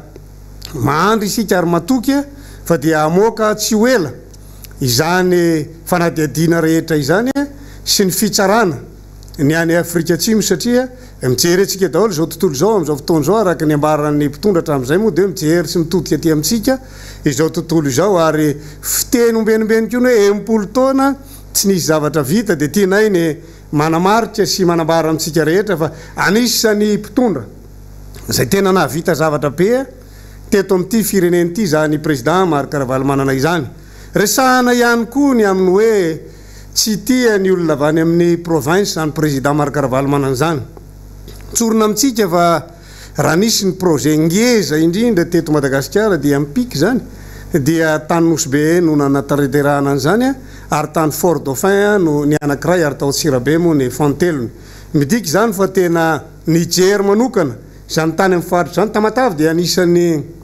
nahazo tombon-dahiny manokana ihany koa raha tsy resaka afa-tsy ny tany amin'ny province rehetra isika tamin'izany fitondrany président Marc Carvalho-Manana izany ny tiana ho ambara sy apetraka enotsika rehetra marerana Madagasikara dia tsotra ihany hoe matoa nisy zao fandaran'izao a ary matoa zay nitsangana am'izao fandaran'izao dia mazava ho azy fa misy zavatra be dehibea tsy nandeha amin'ny laoniny teto Madagasikara tsy nandeha ny fitantanana rehetra teto Madagasikara niezaky zahay no niteny teny liviny teny mera-pirenena zay lazaina ny falapan'ny demokrasia kanefa dia ireny zava-misy tsy afaka niteny zahay nolazaina ombienombeny tamin'ny anareo nandray ny fitondrana tamin'ny taona 2024 zay nitokana anareo ny atao hoe toerana na plasin'ny demokrasia taombojatovy tamin'izany fotoana zany aizy zany am'izao fotoana zao ary hitatsika ihany koa fa tamin'izany fotoana zany dia nisy ny atao hoe faritra mena zay raha ny eo amin'ny lafiny miaramila dia faritra mena tokoa zany hoe toerana misy ny fiadidina ny republika izany ary ianareo no nitondra olona teny ambaran'ny metra iandra teo raha 7 febroary zay efa nipahatoerana kely teo moa izy nanazavanyzany am'izao fotoana zao dia ataonareo faritra mena daholo ny faritra rehetra any ka na ny olona zay hitsangatsangana ifampizara fifaliana iaraka ifampiaraba tratry ny taona anymerika sinina dia atrena tanjomaty dia efa ataonareo faritra mena sahady ary sakatsakananareo ny olona mandeha makany mandeha moa zao ny ato zay ary am'izao fotoana zao dia arahanareo maso akaiky daholo zahay mpitarika rehetra tao amin'ny Miara-Manonja am'izao fotoana zao a na ny fiainanay privé tsirairay ara dia arahinareo tsirairay avokoa zany akory tsy mahasakana ny afahanay milaza ny marina eto amin'ity fireneny ity ary zahay dia tsy emotra tsy maintsy mijoro zahay raha mbola misy ka tsy fietezana eto amin'ity fitantanana firenena malalatsika ity zay dia anisan'ny niaran'ny ato zay tanteraka raha iverenantsika kely ny tamin'ny taona 2024 zay nefa dia efa nijoro ary nampiseho ny famelan-keloka taminareo zay ny natonga ny niaraka taminareo tamin'ny 73 député fahadiova-po tanteraka zany pour fony président Marc-Caravaly manana zany ary hitatsika rehetra zany tamin'ny fandehanany a teny amin'ny fametrahana tamin'ny fomba ofisialy ny président am'izao fotoana zao zany a dia tonga teny président Marc-Caravaly manana naneo a fahadiova-po tamin'izany fotoana zany ary samy nieritreritra daholo ny olona rehetrarehetra fa hoe tena isy fampandrosoana eto Madagasikara zany satria isy fifandraisana teo amin'izany filoha rotota izany dia ny filoha volany a sy ny candidat mpifaninana taminy magaga nefa fa taorinan'izay dia efa fanenjehana ranoray sady a ny nazo ny président Marc-Caravaly manana ary isika dia malala fa président Marc-Caravaly manana dia tena atao hoe homme d'état satria dia izany président Marc-Caravaly manana zany rery no président santeny teo masombahoaka fa hoe raha misy zavatra nampalahelo anareo ka natao koa dia ifona koa eto imasonareo akehitriny ary dia miariary tahaka mivay akandrina akehitriny a mbola fitohizany tsy faiza mitatana eto amin'ny firenena satria anarainy zahay raha nandreny amin'ny hoe nisy ny filakevitry ny ministra omaly a dia nambara izany fa isy indray ny vatotsinjo izy ty moa miova foana ny anarana izy ty kalotsinjo vatotsinjo tosika fameno tsy fantatra tsony loharano a fa dia akehitriny dia hita fa ritra le loharano zany am'izao fotoana zao satria tsisy tonga tany amin'ny toerana tany ambany vohitra tany zany rehetrarehetra zany tena manokana zay an'izany distrika nahalany anay tany Antsirabe faharoa zany fa dia tsy nanray zany na dia goty aza tamin'izany resaka resahana rehetra zany kanefa dia fatatsika tsara fa anjato ny tapitrisa dolara ny vola zay azon'ny Madagasikara tamin'ireny fanampiana tao anatin'ny ady amin'ny aretina covid-19 ireny am'izao fotoana zao dia ambarandray fa vidina 400 lay vary zay atserovako ny filaharam-bary moa tamin'izany fotoana zany zay efa génération niaraka taminay a tamin'ny filaharam-bary tamin'ny andron'ny amiral Dideratsiraka filaharam-bary zay manomboka amin'ny 3 maraina dia efa milahatra vary ary vary zay nitondra aretina teto amin'ny firenena zany tamin'izany fotoana zany satria dia vary niteraka ny lagaly ary nahatonga ny maly eo ny hirany zany hoe mosary sy lagaly zany tamin'izao fotoana zany nambara ary fa hoe eto amin'ireny vohitra aloha no mena n'io vary io voalohany amin'ny vidiny 400 sy ny menaka 400 ary avy eo dia ho any amin'ireny vohitra partanse nireny vohitra ny faritra tsy nyresahana mihitsy zany ireo vahoaka malagasy any ambany vohitra rehetra any mazava zany fa tsisy politika mihitsy ijerena ny tatsara ity fitondram-panjakana ity ary maheno adaolo ny tatsaha am'izao fotoana zao fa tena mijala ny tatsaha akoatra ny toetrandro zay manampitrotraka am'izao fotoana zao a dia tena ao anatin'ny fahoriana lalina tanteraka ny vahoaka malagasy am'izao fotoana zao indrindra reny tatsahany ambany vohitra reny sahirana miakatra ny vidiny zezika miakatra dao ny zavatra rehetrarehetra nefa ny vidim-bokatra dia ambany de ambany tokoa izahay araka nambarako teny amboalohany de zao tsy nisy ty miara-manonjy ty raha nytaterahanareo daolo ny teny menareo tamin'ny zay nambaranareo natany amin'ny promesse présidentielle zany na nambaranareo tao anatin'ny volana vitsivitsy raha tsy resaka fotsiny azy ao am'izao fotoan'izao mitokona amin'ny paramètre satria tsy menareo ny enda amin'ny tesaza azy am'izao fotoan'izao maro ny fitokonana mandeha tseroa ary dia mazava ho azy moa fa raha va misy ny hetsy ataka an'ireny de hainareo tsara mihitsy lay mampiasa ireo mpitandro filaminana lazainareo fa hoe zay manakorotana dia ho andraisina fepetra na havaiza izy na havaiza de mba nytany anareo ary zahay hoe mba rariny sitsiny ve ireny fanozonana ho faty any président marikaravalmanana ireny zay anaovana kisarisary mazava ho azy fa ny olona avany aminareo manao an'ireny fa tsy ny olona avaty aminay velively mihitsy mba nandraisanareo andraikitra ve ireo miteny mitambatra ao zay milaza sy maniratsira mihitsy ary dia fanenjehana rano ray fotsiny ny aty amin'ny mpanohitra am'izao fotoan'izao inona ndray zany zao no raisinareo am'izao fotoan'izao satria mitranga ihany ko zao ny honorable Roland Ratsiraka am'izao fotoan'izao zay nanitrikitrika omaly fa de olona roa ihany no mitondra eto amin'ity Madagasikara ity de inona ndray ko zany no fanapaha-kevitra ho raisinareo satria député mitovy aminay ihany ko zay nangatahanareo hoe andraisana fepetra mahakasika anay solombavambaoaka tim tsorinay amin'ny vahoaka malagasy rehetra fa izahay tompoko dia efa manana toerana eto amin'ny firenena satria solombavambaoaka zay ary reo namanay ireo de olona manana ny maizy azy daholo na eo amin'ny lafiny fiainana zany ary indrindra ny lafiny eo amin'ny fahaizana satria voaporofonareo zany fa dia na ny fandraisam-pitenenana eto amin'ity miara-manonjy ty de ampanajana tanteraka mihitsy ary ampisehoanay fa izay mpanohitra dia manana izay fomba fisery avo de avo izay ary dia tsorona amitsika moa zany fa aty ampanohitra foana no enjehana zany am'izao fotoan'izao na dia manao zay tena manahirana tokoa azy amin'ny fomba fiteny ireo namana zay avy any amin'ny fitondram-panjakana averiko eto indray fa hafahafa izy ity sadasada manatsoratra satria raha mijery fotsiny isika de tahaka ny hoe filoha marikaravalmanana indray ve zany no ahongany eo amin'ny toerany amin'ny filoha ampanohitra azy satria raha zao zava-misy zao mijerena de tahaka ny hoe tena fanenjehana kitsirano fotsiny tamin'ny farany herinandro teo zay mbola mety mitohy am'izao fotoan'izao moa dia hodidinina miaramila mihitsy zany toeran'ny président marikaravalmanana zany diso hevitra ianareo satria ianareo de nieritreritra hoe rehefa tsy hoeny merika sinina i président marikaravalmanana de ho vitsy ny olona teny fa na teny président na sy teny any vahoaka efa vonona efa pare ny vahoaka ampiseho ny zavatra tsy mety zay ataonareo eto amin'ity firenena ity vahoaka tsy nikaramainy reny vahoaka tonga ampitiavany reny ary vahoaka maneho ny alahelony ao anatin'ny fahasairanana tanteraka tokoa am'izao fotoan'izao dia elingelenina daholo na ny feo aza satria raha ny eno zay zao tamin'ny vakinakaratra tany omalina raina dia tena ratsy de ratsy tokoa ny fandraisana ny MBS ny Antsirabe noho ny zavatra zay ataonareo am'izao fotoan'izao ho anay dia izao efa nijoro zay tsy emitra tsony zay tsy maintsy mijoro zay mijoro zay satria mahantra loatra ny firenenay tsara marieny eto ampamaranana fa ny tsarana ny firenena raha eo mandroso de ao ihany ny fotodrafitraza zay ataony fa ny tsarana azy eo mandroso de zao ny olona ao aminy ve afaka mampianatra ny zanany ara-dalàna ny olona ao aminy ve afaka mitsabo tena ara-dalàna ny olona ao aminy ve tsara ny fivelomana ohatrinona vola miditra amin'ny olona tsirairay isam-batan'olona ao anatin'ny herintaona fa isika am'izao fotoan'izao de isika ny firenena farahidiny indrindra firenena faran'izay mahantra indrindra satria faharoa avy any ariny isika am'izao fotoan'izao ka tsy fatako ny fanazavan'ny tompona andraikitra an'izany moa fa dia faharoa isika faran'izay mahantra isika am'izao fotoan'izao tsy misy faly am'izany tompoko malahelo ny tenako malagasy ray reny malagasy raha malahelo ny fireneko aho kanefa dia izany ny zava-misy ka dia ety ampamaranana angamba satria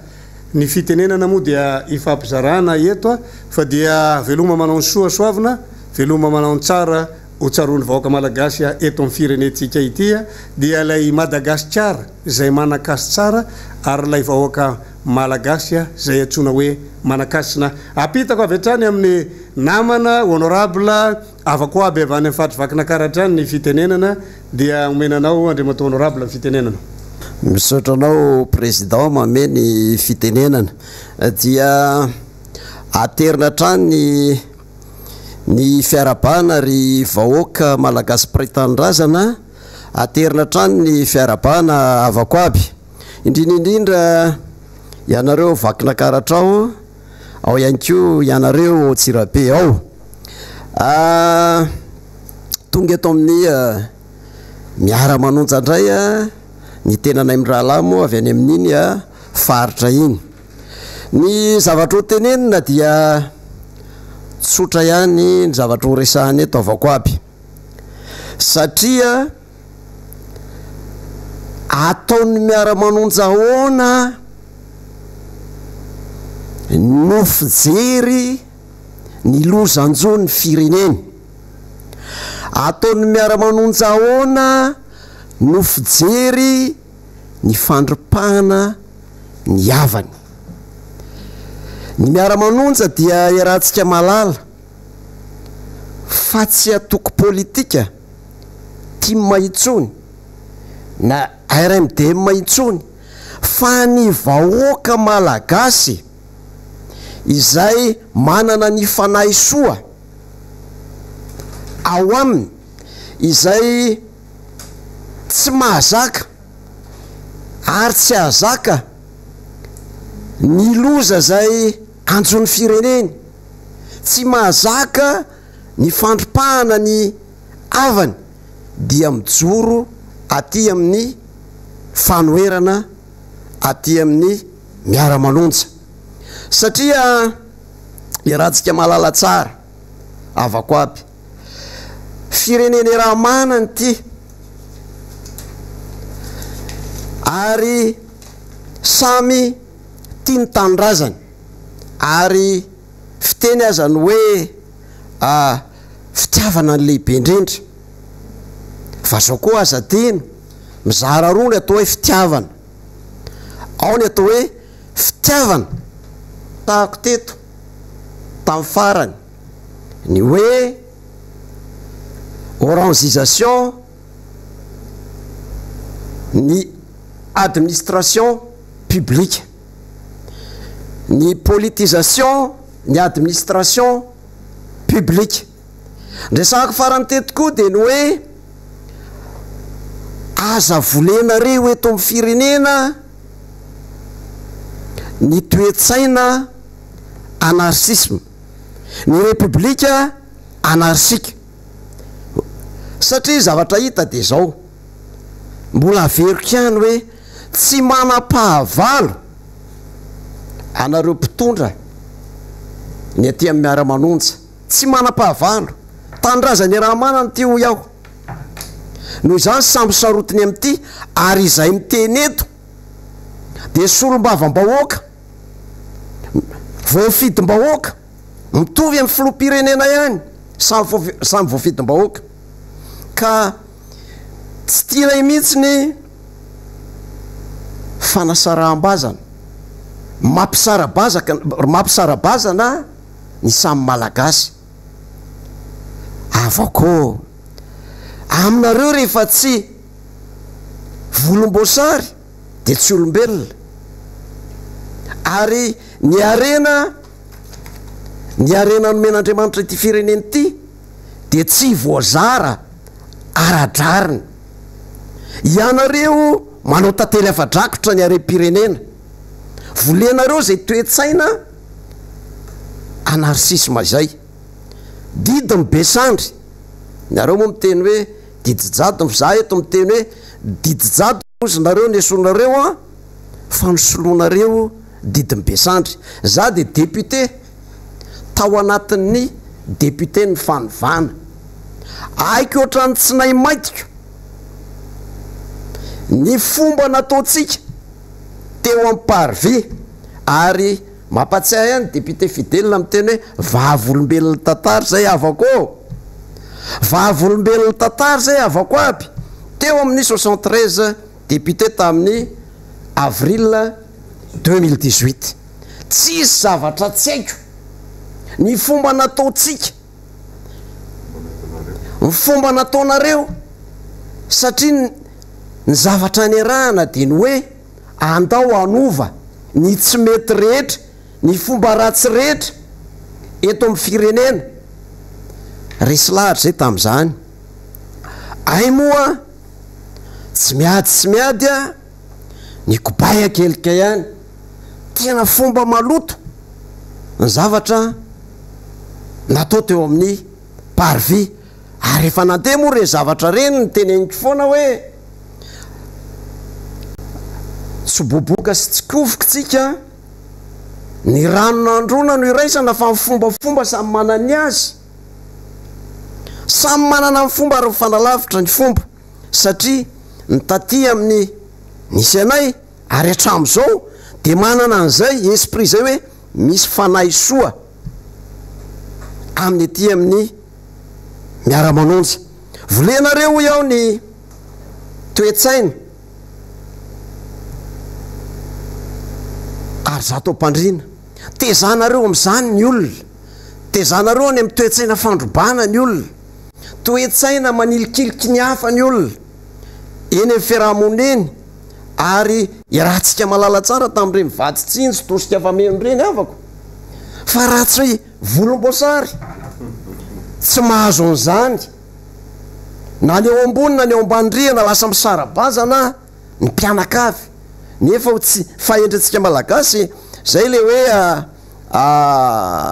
hoe fihavanana de ny hoe maty ray fasana velona ray trano fahendrena malagasy tsy hitatso zany am'izao fotoana zao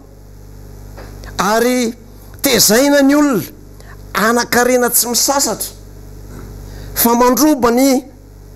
fananam-pirenena atao afa-drakotra tezana am'izany ny olona zay le éducation mena ny olona mifandrafy mandroba ny fananam-pirenena ary manao ampimamba ny arena nomen'lainahary tsy voazara rahatrano olombitsy no mijoky ny arena eny atendakely ny malagasy mandro fotsy de ahoana moa avako aby ny tsy hijoroanay manana tamberina ndraikitra zay député zay no fidianan'ny olonanay hiaro ny vahoaka anay fa tsy amme bravo na itehetehaka fotsiny ary ny tena loza de ity efa hita fa tsy mety zao ny ataon'ny mpitondra de mbola bravo président tsy mba misy na de iray aza mba miteny hoe rectifeo ny tiranareo gouvernement rectifeo ny tiranao président a fa tsy mety tsony izao a fa andao zao no anaovana azy mba manao examen de conscience fa de hoe bravo président zany hoe mamandalitra n'lay filoham-pirenena mamandalitra n'lay gouvernement anisan'izany reo député namanay bravo tsisy farany ao anatin'io antenimereo mamandalitra ny mpitondra ary misy ara moa ny député sasany de gaga ianao tsy manana an'lay atao hoe etika politika mihitsy manao politika ndramasabomanga androany manakiana rapitsy rehefa mba mahazoazo kely any ananinanany de manao bravo ndray de gaga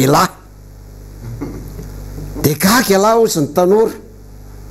de hoe ahoana mariny ty fireneny ty tsotra ihany ny anyteniko ninona pompier na famononareo afo na bravo na tehaka omena an'ireo voakarama miditra any amin'ny réseau social rehetrarehetra reo fantatra izany de zao na hitondra savony amin'ny taonina azy ianareo anasana an'io fitondrana io andiovana azy tsy voasasanareo zany hoe fanonganam-panjakana avy amin'ny alalan'ny fahifanalalaina teny andalambe fandoroana fananan'olona zany no mahatonga zao krizy aty amin'ny faharomby folo taona iainan'ny firenena izao tsy voafafanareo zany avako aby eo tsy voafafanareo ninonino ataonareo efa cicatriser zany ka eto a de milaza fa hoe tsy crédible mihitsy ny fitondrana sur le plan international sur le plan régional satria jerevinareo tsara fa isika de mpitsambanao amin'ny sadek ao amin'ny comeza ao amin'ny coi ndresahako teto koa ny accord de Cotonou misy akisanaky telo azahoana na hoe mba afahana mba ho reconnu lay firenena mahazo ny atao hoe crédibilité sur le plan international na régional zany de misy akisanaky telo tao de le hoe bonne gouvernance de tao koa le hoe firenena tsara tatana ny état de droit na ny firenena tandalana ary ny respect de droit de l'homme zavatra hita nefa de hitatsika tsara lay hoe na ame ohatra tany am'le hoe gouvernementa tsara tatana na ame ohatra hoe nisy tena fitatanana tena tsara ave teto raha hijery fotsiny tsika n'le hoe gestion chaotique de la pandémie du Covid-19 na nome ohatra teto tsisy zay tsy mahalala an'izany fitatanana n'lay vola teto ary tsisy am'izany hoe eto ve misy an'izany hoe firenena tandalana ny respect de droit de l'homme jerevy tsara nandeha nitsangatsangantsika jereo tsara ny sakatsakana ny manœuvre dilatoire natao zay tsy hahatongavan'ny olona tany ary miverina tare amin'ny lohany aho hoe matezaina daholo ny administration publique lokoana volomboasary daholo ary manao politika daholo ny akabiazan'le mpitondra na ao amin'ny sehetry ny fiarovam-pirenena ary de manao politika daholodaholo any amin'ny fanabiazana any amin'ny rehetrarehetra de hoay izy ty fireneny ty avako aby hoay izy ty anahoany reo taranaka kely be lelo reo raha pitso afaka pitso aoka tsika mba samy anao examen de conscience hoe oentina hoaiza ity fireneny ty jereo tsara ary manitsy ary zay mampiavaka anay eto amin'ny Miara-Manonja jere tsara hoe nareo ty fitondrany ty mametraka tsara hoe zavatra nataony tsy nataony mpitondra teto nandritra ny mpolo taona no ataonay de gaga ianao mahita tokoa ianao hoe fanjakana champion du monde amin'ny promesse utopique oeraoera fa tsy misy hoe ahoana marina ny stratégie na mipaikady mazava hitondrana an'le firenena hiala tao anatin'ny fahantrana fa le olona lasa tezana anakarena avy amin'ny alalan'ny nofinofy fangalana ny fananan'ny hafa fanaovana tantely afa-drakotro ny firenena zany ny fanabiazana ary lova ho apetraka eto amin'ity firenena ity fandrobana ny fananan'ny hafa de ozy izy aho hoe tsy crédible ny fitondrana am'izao fotoana izao tsy manana ny atao hoe crédibilité ary raha ntsika malala tsara fa mbola apetrako ihany hoe raha natadidy ianareo honorable nisen'lay tamin'ny sadek tamin'ny 2009 le nisen'le hoe fait de route izy iny satria efa lalana iny a le hoe réparation ny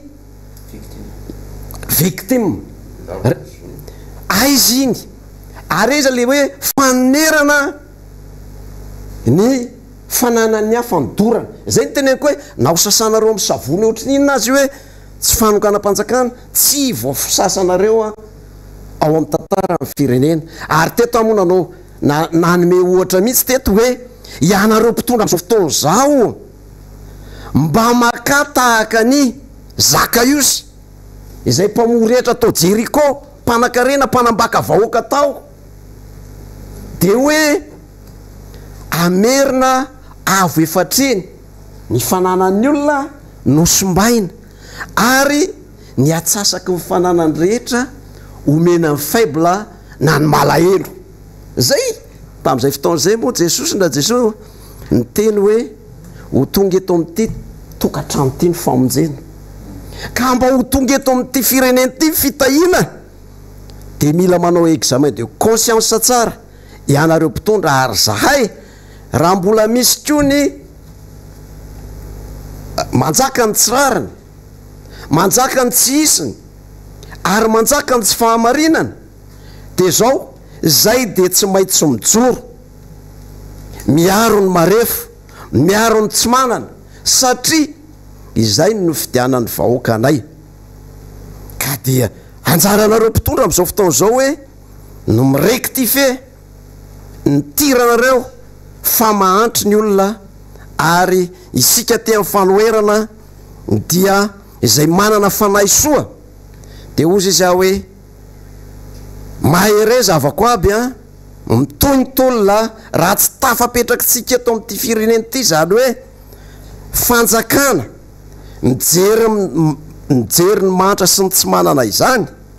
de tsy maintsy mitabatabitsika na iza faly na iza tsy faly ary zay no nafantarana atsika hoe mijoro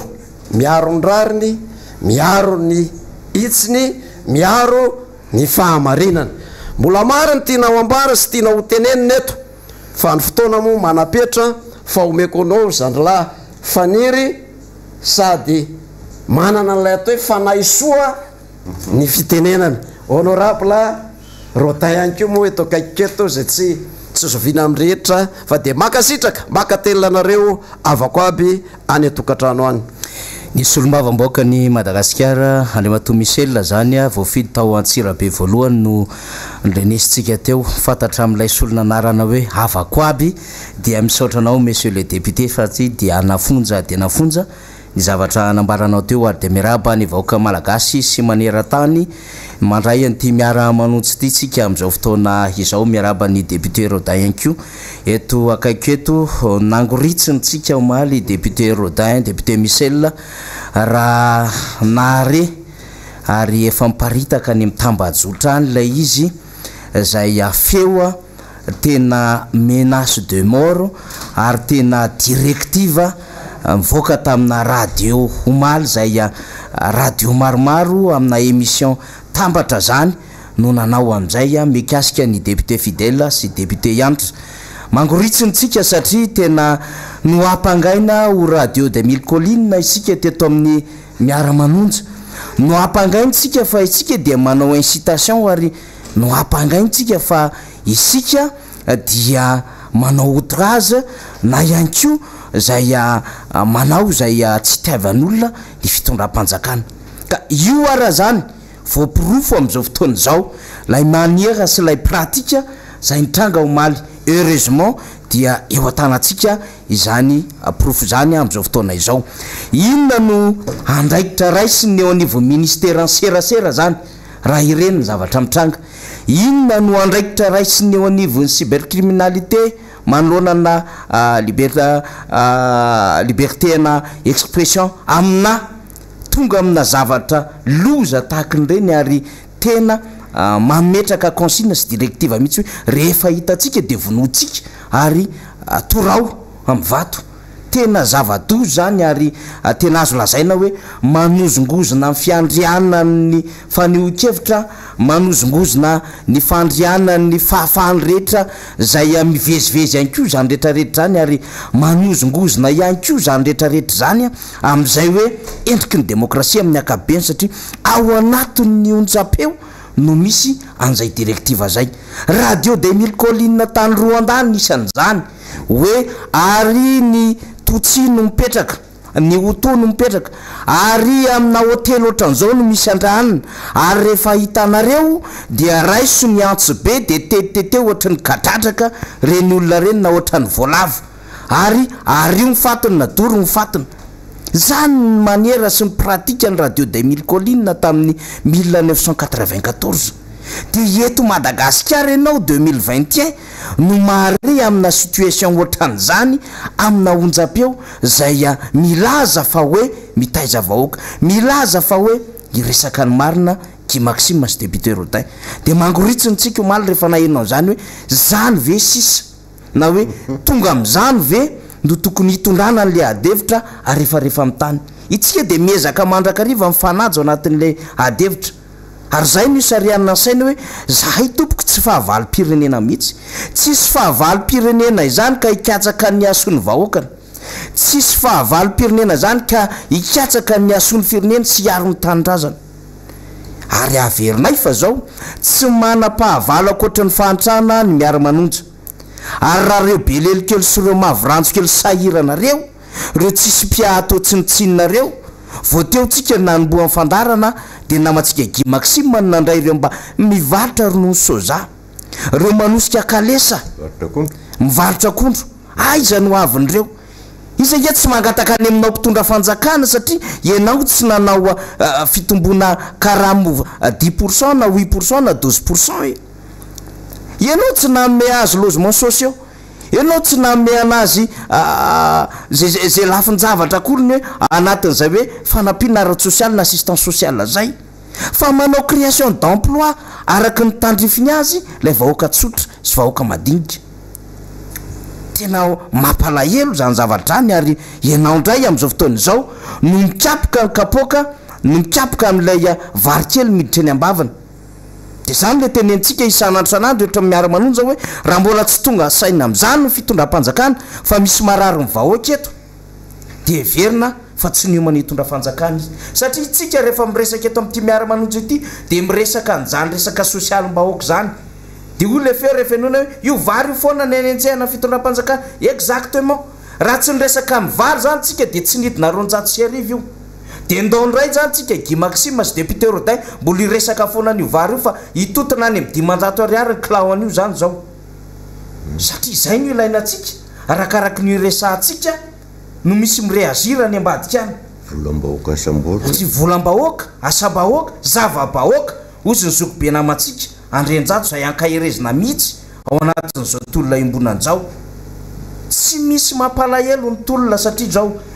zavatra natao seho daholy ny ao anatin'ny tolona ny ohatran'izany fa ny mihoatry ny mety kosa mihoatry ny fefy kosa de veritsika fa tsy zany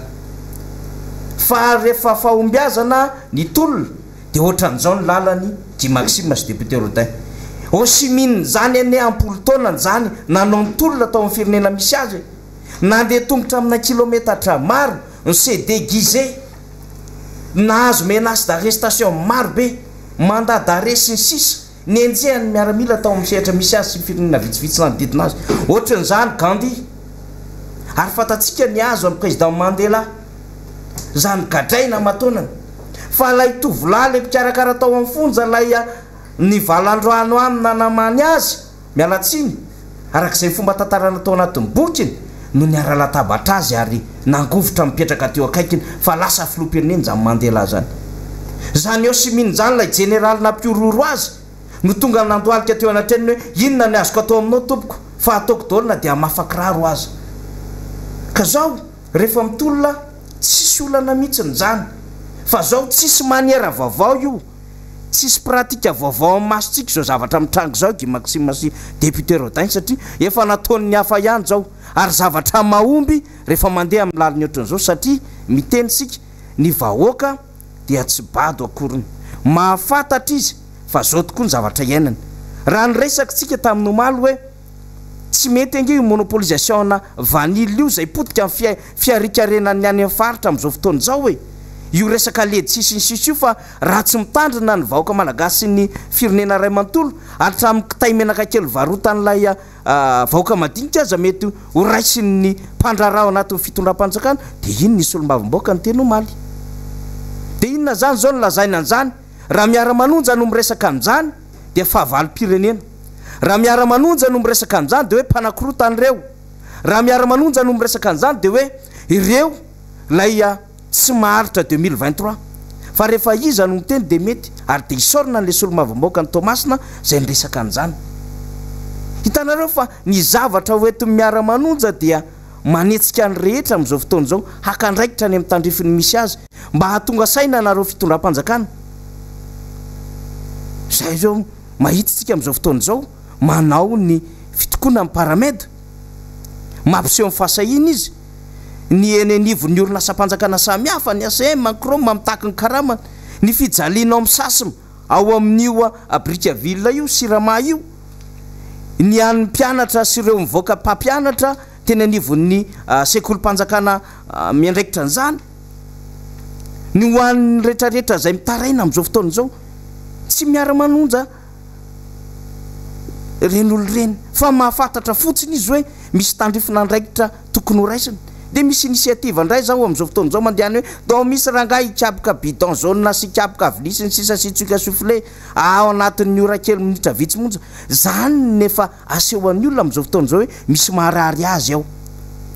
ny fitondram-panjakana hoe zavatra madinidinika zany minime zany fa zahay efa manamboatra trano inona ny idiran'ny trano anankiray amin'ny vary efa tsy zaka mivoaka 700 ariary kapoka efa misy tsy minambary telo isan'andro any am'izao fotoana zao hoe ary efa tsy misy itsony zay mety ho atokony ao anatin'ny tokantrano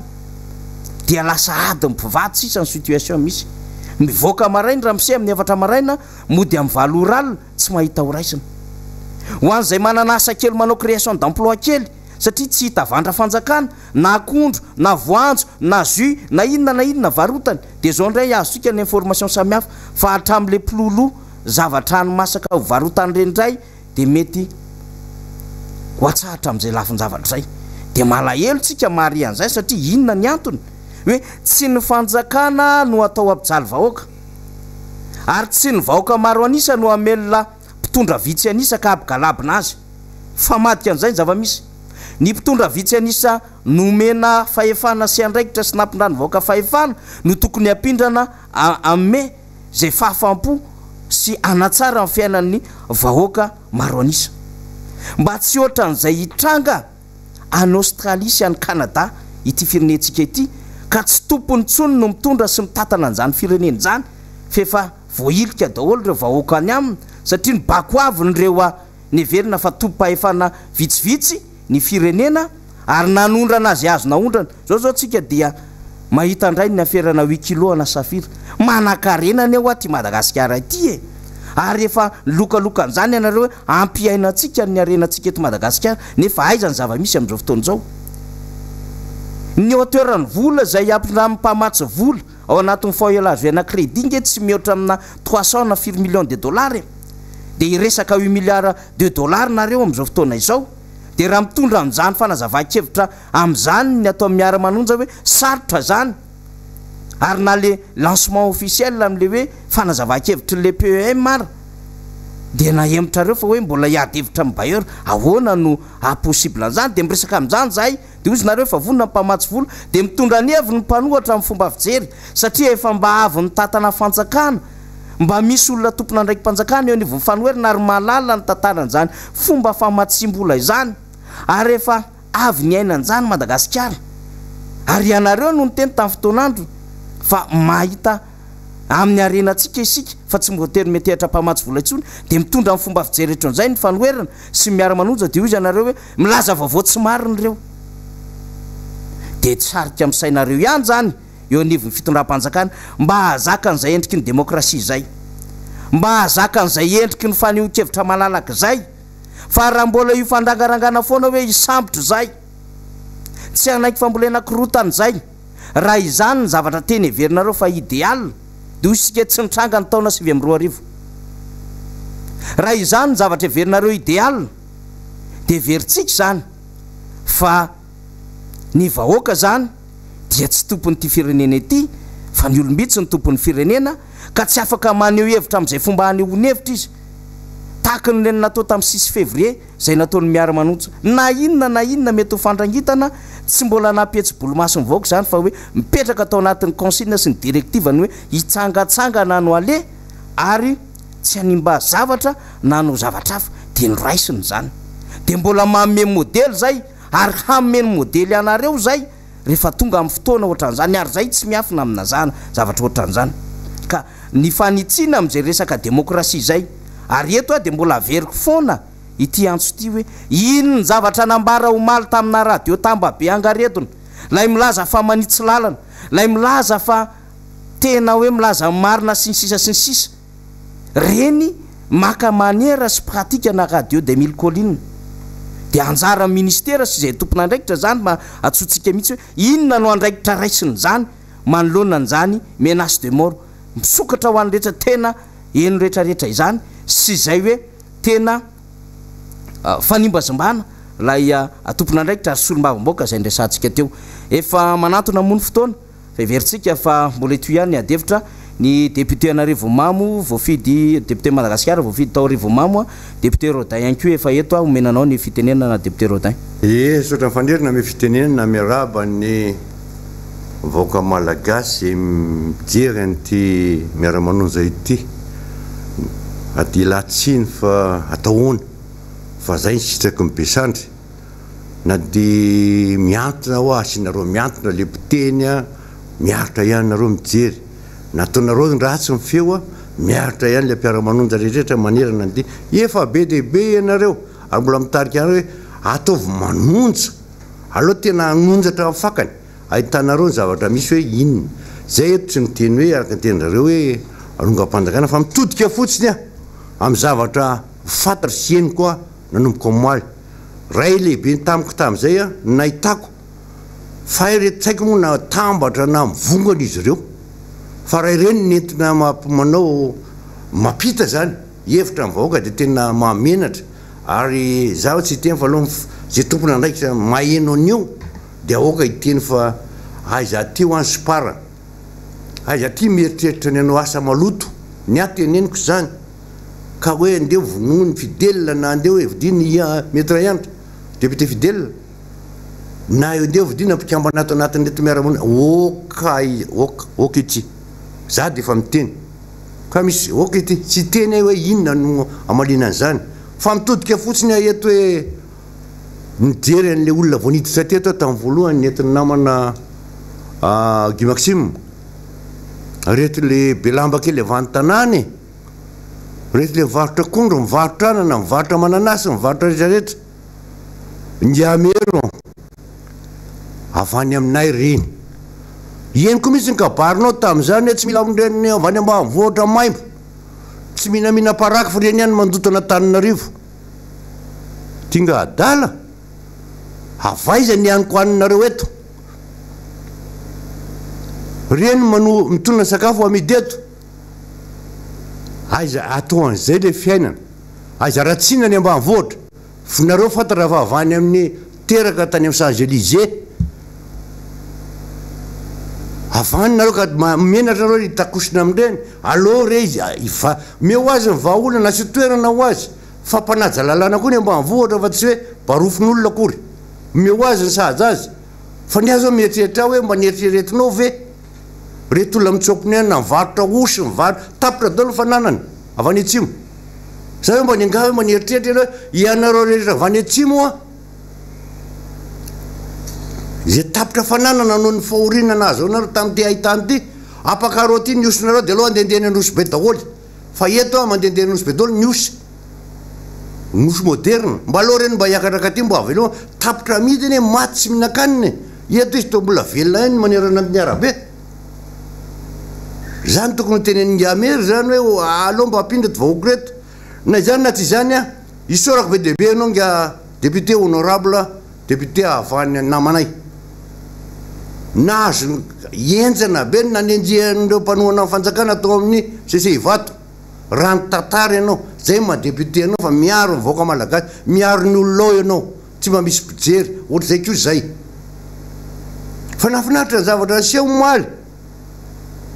fa rehefa mianany reto miara-mivonga reto na Miara-Manonja reto mitambatra ho ny saiko sanara na mivongana izy ireo na maninona fa ny zavatra hita tany de hoe maninona tsy masahanareo ny teny to averinareo le lesina omenanareo nefa fantatry ny zaraina crédit reo assistant parlementaire ame restation reto ny tenenina reto resaka monopolisation monopole menaka tamin'ny andro fa tsisy resaka fa tsy raha valomanina menaka lava io ara fa mivoaka marina aniza mipotehana ny menaka de natsangana menaka izy ary ny honorable député reo potehana ny fanaovana lafarinina tatamatavy ampirezy raha valomanina roa volana tateorinina natsangana fanaovana lafarinina avaiza amin'ny masinina avaiza ndrehetrrehetra ireo nareo fa misomenakavy ndefa nareo eny nitabataba fa hoe ianina mpanomboka rena raha-pianakaviana ndresa zay ny zavatra misy ndefa io izy io mivoaka marina rehetrarehetra mbola voatanisa ihany ary nenjehana tany amin'ny any za zavatra reto olona resahana honorable reto tafiditra fandroanana volamena rehefa modomenaka menaka ka zay mbola mitodika am'izay ihany koa mbola mitanisa koa hoe nakaiza satria tokoloto taminareo teo misy avion avany Turquie feno foana io avany mitondra ny olona avany satria tadidiko to amin'ny assemblée gidragidratsika zay oentina be deabe le roplanina avany mitondra olona avany Turquie fa miveriny reo vita tsisy olona roapolokolo ho any Turquie le avy eto Madagasikara rehefa tonga eto tsy miverina tsy nakaiza daholo izy ireo zany zao any ninona misy an'ireo de niteny de manomboka teo le izy hoe lasa be voay de nitsangana tao amin'ny assemblée tsika hoa de zao ny zavatra nlazaiko eto fotany saketo mato zay any voaka Antananarivo anao tatitra amin'ny vahoaka le député avany any tsisy manao tatitra rehefa azo ny zavatra avatsy sy makatsy de manangatanana le samy ten'Andriamanitra fa hoe tsisy niazy azy vita fitondrana zay le hoe député manohana fitondrana manohana gouvernemanta manohana mpanatateraka zay no andianany de zay fantatrao rehefa mba milazalaza ny tanàna izy fa tsy milaza ny zava-misy hoe nakaizy ratification firina atao tao amin'ny assemblée nationale ty be voa ty mbola nakana vola koa ty mbola nanaovana ratification anapina an'io le vahoaka tompony le be voay nanaovana an'io nomboka tamin'ny président Ravalomana niditra tamin'ny Erajao tompoka président Erajao Mampianana niditra tamin'ny Andrajo le tamin'ny tetezamity be voay mandraky tia le vahoaka atao tsisy niasan'le be voay fa hoe nomenany reto avana avany dilam-bato ny tomina avany tsy haiko reo na Turquie avaiza reo na avaiza reo nomena pouvoir iasa amin'ny be voay ka to nientina tao reo za tsy miteny be de be vola samborona zay ny nandehananay andehanao tatitra ho avao tiany mbola taminay mbola sationany zay ny tsy tantinareo anapahana ny teny besy ty tsy lazanay marina fa raha tena raha mivoaka tany zay de eninareo tany province rehetrarehetra zavatra misy ataony ty fitondrany ty mbola misy sationa tokony etiray tany Tuliara mikasany emergence tany saina lava io nataonay anarana mo to amin'ny assemblée nationale hoe emergence Bonarjone mba fantatry ny any amin'ny province ave io mampahory azy io fa io tany andosirany io any efa lafo namidy tamin'ny Mauritiana ny tapany atsimo Madagasikara de faly io gouverneur reo Fort Dauphin nga gouverneur maka fianarana reo nareo rehetrarehetra reo samy nanangatanana daholo fa tsy manino mba fantatry le vahoaka ave fa rehefa lasandrareo le tany ao anaty emergence de tsy amin'ny malagasy tsy sécurité fa ny olona miditsora mame passeport toraka zany keo ny emergence natao tamy Moramanga azadino fa nga député am'izany mbola atao anaty zany nanangatanana nitarika ny rehetrarehetra ananga ny tanana ivaritra Moramanga Mauritiana zay Mauritiana resitsika tateo tamy taloha resitsika zao izy izy zay zany vidin'ny tany mba fantatry malagasy tompo tany any ve fa anandainga fa zany ny zava-misy teto Madagasikara zany misy tao aminay tao amin'ny assemblée nationale mba fantatry ny ady dégaucherezy ve ny fivarotana ny tany niaraka tamin'ny izy roa lahy mbola resaka emergence Bonarjone miaraka tamin'ny Mazoasy vice président nivarotana ny dego ny ilany varatra zany zava-misy ny aina hoe anaovana inona de maninona le izy atao an'izany aloha zay anao tatitra ho fantatra ny vahoaka fa miasa ho any vahoaka za tsy député anarivo mamo miady anarivo mamo miady ny fiainako miady ny vahoaka koa zaozao mandany anao makany ronjato ny zala-panakarera midina ronjato na moa vahoaka ovy ronjato ny kilao vidina ino tenakany vidina zesika ohatrinny vidina urée ohatrinna MPK ohatrinny mody nanaovana pakiady ndraiky efa zatra le mametaka teneniko tetiny mandeha hoe raha mivato tomy nanaovana vato fejour mba tanjaka be ty fitondrany ty ary zay no amin'ny tany an'le vahoaka modiny domina andray rehefa mamitonany manao amboarina andalana malala londo nasina kely eo ambony azrana ampista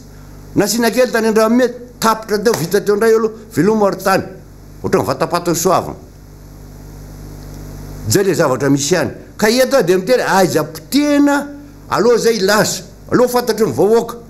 tsisy fanokana mpanjaka tsisy an'izany tsy nanoeritretra za zay fa ilaza vahoaka zava misy de aloha mivahoaka ny tsakotsako azy natena de tanosy be mivoizina tata amindray ny président valomana taizany mbola nanafatra président valomana namaky batsila nanresaka fitaovam-piadina nampidina teto Madagasikara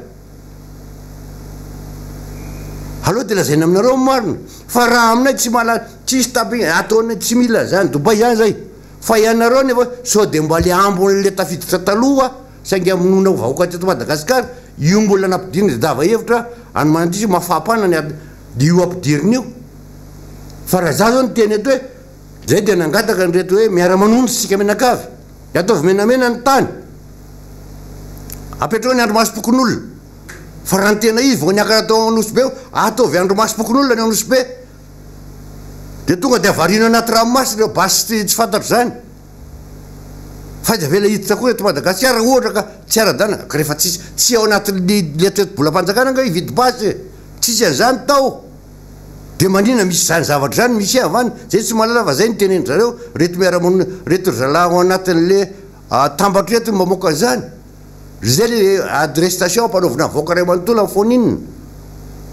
fa ny ty tsy mahalala ny tsy misy mieritreritra zany ny anay de milaza marina anjaranao vahoaka mihinana anjaranao mieritreritra anjaranao mametraka zay ny tena hoe ataovy menamena ny tany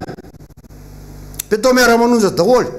hoanao zay tsy rakasitraka fa nangalarinao ny taninao aza mieritreritra fitonan'olona jako zao miakatra re amy télé re de hoe miaro ny tany miaro voaka aza mieritreritra zany tsisy zany aloha teneniko zany ao anatin'izany fa resaka tsy mety ny sainy mialatsiny fa tsy zay ny tonana tena antitra tamin'ny député Katmanda zany mahalala an'io aretina io fiainam-bahoaka tsy hainao ny tondreto hoe anao an'izao de andeha anoana aiza teneniko eto raha député manano maiziazy ianao aiza manoana aiza manangaranga fitiavanao anreto mpanatanteraka reto reo miveleso isan'andro anatsara moka ny tetobolam-panjakana inona moa tetobolam-panjakanao ny antsony nisy fitsarana tam'izany za mivazavaza atao anatin'ny assemblée nationale fa taratasy anoratana raha tsy misy inona misy any tanàna any any district tsy misy nenina ny any anoratana raha budget tsy misy de fa manao tatitra fa hoe anao conférence budgétaire ataneo nde ragova aloha hoe ohatrinona ny gazoal lalany ragova tao anaty zay nazahoan'ny volio zay de eninareo le de am'izay ataovy mahafinaritra anareo le izy araka ny tena makandray aloha ataovy zay mamety azy mandrapa tonga amin'ny farana fa ndretraretra tsy maintsy misy farana anao Guy Maxime manaraka ia aterina ny araba ho antsika rehetra ary misaotra trany manaraka ny miara-manonja ny andro any dia andro anankiray fantatritsika hoe mirakitra tantara raha ny fiainam-pirenena ny fiainana ara-politika teto Madagasikara satria ny 11 février 1770 dia fantatritsika fa nisy ny vono nahazo ny colonel Ratsimandrava rehefa nitrangy zany dia fantatritsika hoe noho ny fandraisana ny fahefana tamin'ny 10 Febroary 1770 zay niainga tamin'ny fametrapelana ny général Ramanantsoa dia noetiko teto tamin'ny 5 février ny hoe mazava ny tenin'ny colonel Ratsimandrava hoe tsy miamboadidy ao mon général fa ity toetra na mpanao politika miaramila manambonahitra ambony anankiray teto amin'ny tany sy ny firenena ity no tiako isotomana ny saitsika rehetra amin'ity anio ity dia ny général Ramanantsoa zany raha ny tantara dia maro ny pression politique tamin'izany vanim-potoana zany zay nahazo ny général Ramanantsoa ary nanadiady lalina izy namakafaka namadibadika ny zava-misy zay vao nandray fanapahan-kevitra ny amin'ny hoe nafindrany tamin'ny colonel Ratsimandrava ny fahefana. Raha anaovako extrapolation zany zavatra zany dia zao ny hoe ny vanim-potoana iainantsika amin'izao 2024 zao dia vanim-potoana zay fantatritsika hoe tena mamaivay raha ny raharaha politika no resahana amin'izao tsika miteny zao. Mamaivay satria maninona? Araky ny nambarany honorable Solombavam-bahoaka teo ny taritany ny fandraisam-pitenenany ary mbola iverineo izy rehefa aveo dia lay fomba fanaovana politika eto Madagasikara. Naninona moa ny général Ramanantsoa no nasa nametra-pelana tamin'izany vanim-potoana zany dia mazava ny amin'ny hoe nitodika ny amin'ny tombotsoa iombona ny vahoaka malagasy. Nitodika tany amin'ny hoe tsy teo amin'ny toerany afaka nanohy intsony izy ny fitantanana ny fiainam-pirenena dia nanana fanetretena lalina ny amin'ny hoe afindrako ny fahefana.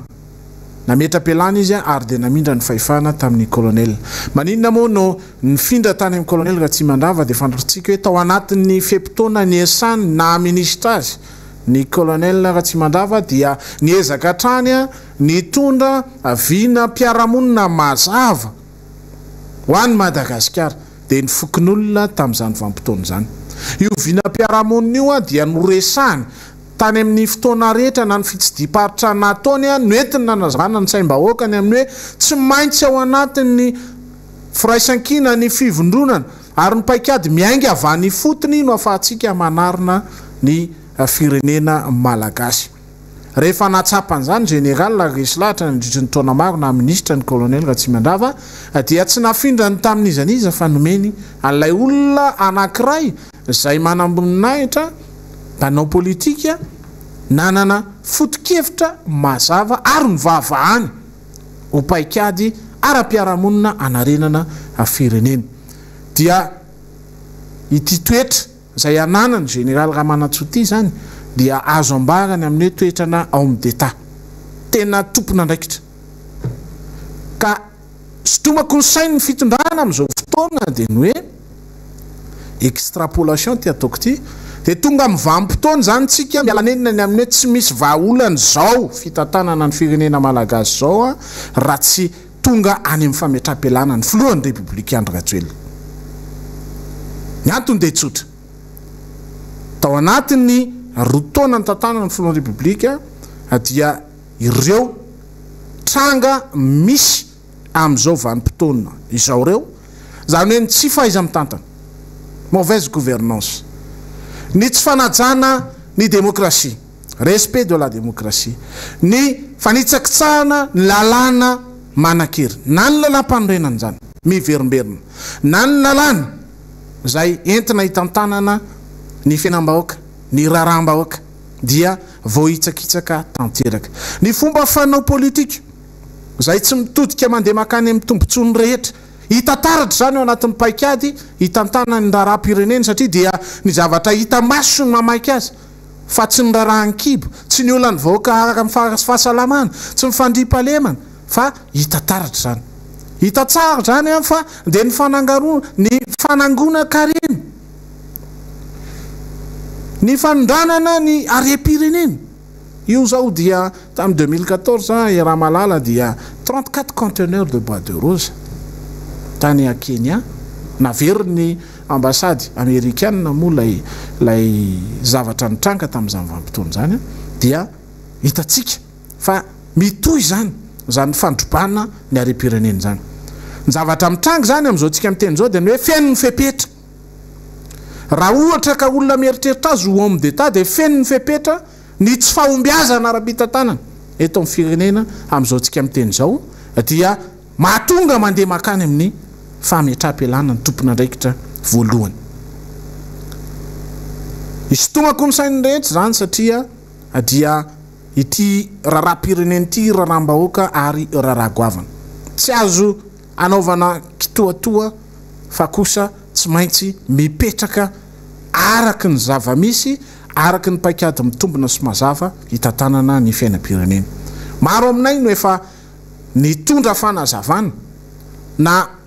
eo amin'ny lafiny fitantanam-boly zany, na eo amin'ny lafiny fitantanana ara-politika zany, na eo amin'ny lafiny olana ara-tsosialy zany, na eo amin'ny lafiny olana ara-ekonomika zany, na eo amin'ny lafiny tsy fandriam-pahalemana zany eto Madagasikara, dia novela belarinay tao anatin'izay 5 herinandro zay ny amin'ny tsy fambiazany ity fanjakana rajoelona resahantsika ity. Dikan'izany zany ny andrasana amin'izao fanjakana izao raha toka mitonina azy homme d'etat dia tsy maintsy mandeha makany amin'ny fametraha-pelana. Raha mieritreritra tombontsom-bahoaka 5 tapitrisa ao anatin'izao tsy fahombiazana izao, ao anatin'izao mitsoka tanteraka izao dia tsy misy afa-tsy zany. Miresaka ny commande ny gendarmerie malina amin'ilay mbola hoe ny zava-misy eto dia tsy ekenay mihitsy ny sy ny fanakorontanana dia izahay mivondrona ato anatin'ny Miara-Manonja dia mametraka tsara ataoko hoe cartésien amin'izay resaka izay fa izahay dia manao an'izao fandarana izao manao politika solombavam-bahoaka ara-dalàna dia tsy mandeha fa tsy ny makany amin'ny fitsonjovana ny tombontsoa iombona ny vahoaka malagasy dia mijoro izay no zany respect de la démocratie zany dia tsy fefena izahay ny amin'ny zavatra ambaranay azonareo tanàna kosa raha toka ny brioka ny zavatra resahanay eto fa hatreto aloha ny zavatra resahanay dia voadiady marina ary mitombona ekeny lalam-panoloana zany ny mandiny 10 dia ny fahalalahana maneho hevitra ary ny tany mandala ny demokrasia dia manome fahalalahana ny olona rehetra aneho hevitra ka aokare tsy iverimberina ny amin'e ireo dia hitondra fanakorontanana ho amin'ny fanonganam-panjakana masina loatra ny tanindrazana ary asany vahoaka zany maso mandidy ny vahoaka ny maso mandidy amin'izany azy zany fanapaha-kevitra zany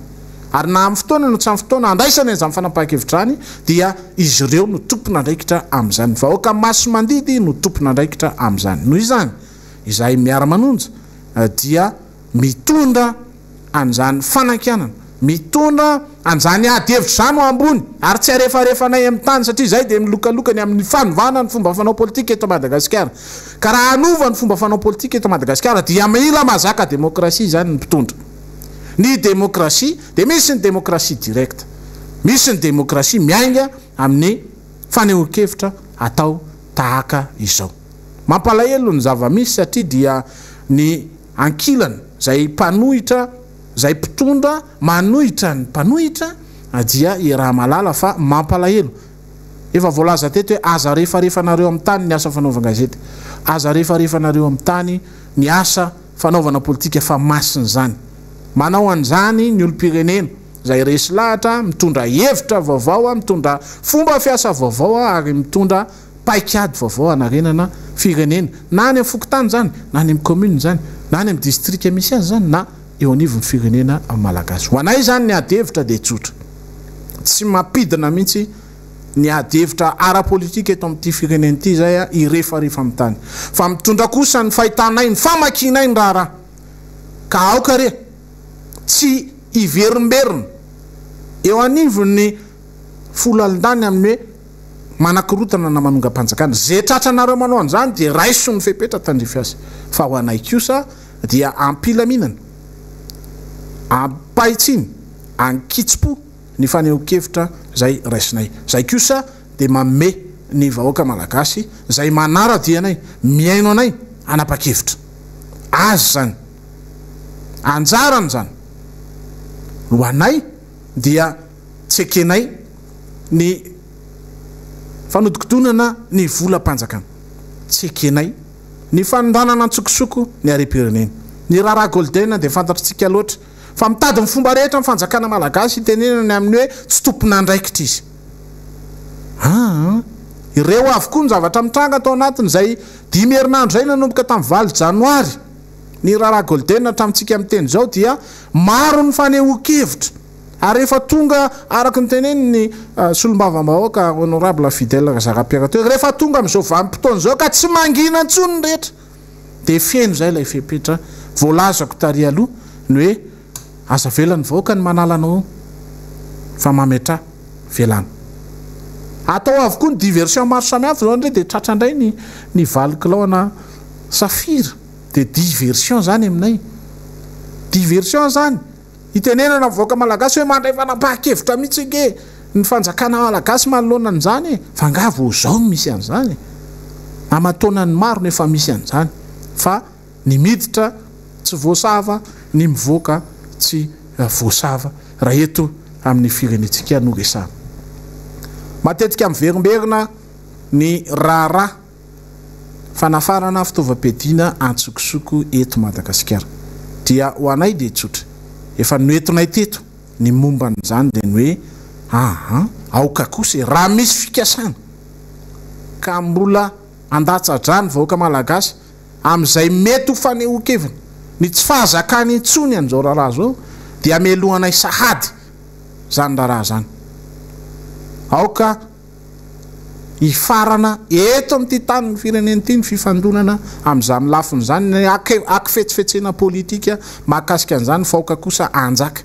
ny demokrasia ary ny demokrasia tokana ihany vahoaka ny tompo ny fanapahan-kevitra ny solombavambahoaka namana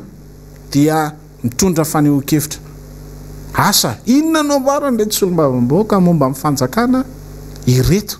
satria raha ny solombavambahoaka miaradia eto anatin'ny miara-manonja raha naneo hevitra mamaivay teto de ny amin'ny esory ny militeny ataovy zao fanenjena maro samihafa rehetra zao hoe tonga hatramin'ny vonoy e sy ny sisy inona ary zany inona ny replika eo ataonareo fa ino mazava tsara iny ny tenyny solombavambahoaka anankiray namana ny amin'ny hoe reto teboka maro reto ary maro ny teboka ny tsindriny mahakasika ny fiainam-pirenena ary ny tenenany amin'ny hoe tsy mety tsony zao fitantanana misy amin'izao fotoan'izao anao 2 poids 2 mesure ave nareo reo ary inona ny fanapahan-kevitra ho raisinareo fa izany ny zava-mitranga ary aza gaga tsy izy ihany fa mbola misy ho avy eto maro solombavambahoaka iteny ny tsy fetezan-draharaha intsony eto amin'ny firenetsika amin'izao tsika miteny zao aoka re ny fomba fanao politika mamoetra miverimberina de brouillage atraiza raha mato ministre ny sekaseka zany ny adiny nataonao teto amin'ity fireneny ity de aza verina fa avelao malalaka ny vahoaka malagasy ianareo amin'izao zava misy zao de mandroso matiray be memitra matiriny be satria dia tofoka tanteraka ny vahoaka malagasy manoloana ny fitantanana tsy mahomby zany ny zavatra misy dia rehefa miresaka tsika an'ilay fahalalahana ara-demokratika de tsotra ihany misy kanjany demokrasia eto any amato privé zahay miara-manonja dia mila maneho hevitra mila miresaka amin'ny vahoaka malagasy mila mampafantatra azy reo ny zava-misy marina eto amin'ny fireneny kanjany demokrasia io symbolika io satria de efa notokana ny filohan'ny republika amin'izao fotoan'izao tamin'ny fonizy be ny tanàna symbolika io noho izany raha misy ny fahalalahana ara-demokratika meo malalaka ampiasanay ny kanjany demokrasia aza velanareo andehany amin'ny antery fa meo malalaka ampiasainay ny kanjany demokrasia mba isiny demokrasia marina eto Madagasikara solombavambahoaka fidèle Razarapiera mekonao ny fitenenana kasitraka rahalagy Maxime tena mamatrapatratra mihitsy ianao anatin'ity miara-manonjy ity tsy misy olana mihitsy zany fa zay le faneho-kevitra ilayntsika hoe fotoana zao ahafahana misitona ny sainy mpanara-baovao sy aino isitina ny sainy teratany malagasy mba tsy ho variana fotsiny amin'ny resaka hoe mozika resaka ohatra zany fa ny fandarana ohatra ny tony dia mitaiza mampita mizara vaovao zay tsy mety tsy hitanao any anatin'ny fotoana fampalalam-baovao zavatra resantsika eto ny vanim-potoana iresantsika azy dia ao anatina fotoana lava ienon'le olona hoe inona marina zavatra misy sy mandalo eto amin'ny firenena any faritra varatra any misy an'izay fomba fiteny zay rehefa miresaka dia nino ma raha mandalo rehefa ohatra zany izy hoe misy zavatra tianao ay de zay mipetraka zay fantany nino ma raha mandalo zany hoe misy inona kay ka matoa zany misy ny fandarana miara-manonja de misy raha mandalo tokoa ao misy zavatra mitrangy eto amin'ity firenena tiky fa tsy hoe misy olona ty andany fotoana iresaketo mandritra ny ady famataranandro nefa tsisy votoatiny le izy inona ny zavatra mandalo nanomboka tsika vao nanao an'ity fandarana ty de zay zavatra nambarako teto hoe raha zao zavatra ataonareo mpitondra fanjakana zao de anakambary isan'andro zahay satria le zavatra ataonareo tsy mifanaraka am'le zavatra andrasan'le vahoaka amin'ny atao hoe mpitondra inona moa ny atao hoe mpitondra ny atao hoe mpitondra de olona andian'olona zany tsy hoe olona be be fa andian'olona safidiny le vahoaka malagasy hametrahana fitokisana hitantana le zavatra tantany zany be da be ny lafiny sosialy ny lafiny ara-toekarena ny lafiny ara-pandriam-pahalemana be da be fa ianao zany no nomena an'izay ny azahoanao an'izay dia maneho hevitra avy amin'ny alalana latsabato malalaka lay vahoaka maro be isan'izany fifidianana filohan'ny republika isan'izany fifidianana filohan'ny any sombam-bahoaka isan'izany fifidianana be ny tanàna isan'izany fifidianana mpanotsy ny tanàna isan'izany fifidianana lolona reo olo reo dia manana ny sokajiny avy dia rehefa nomena n'lay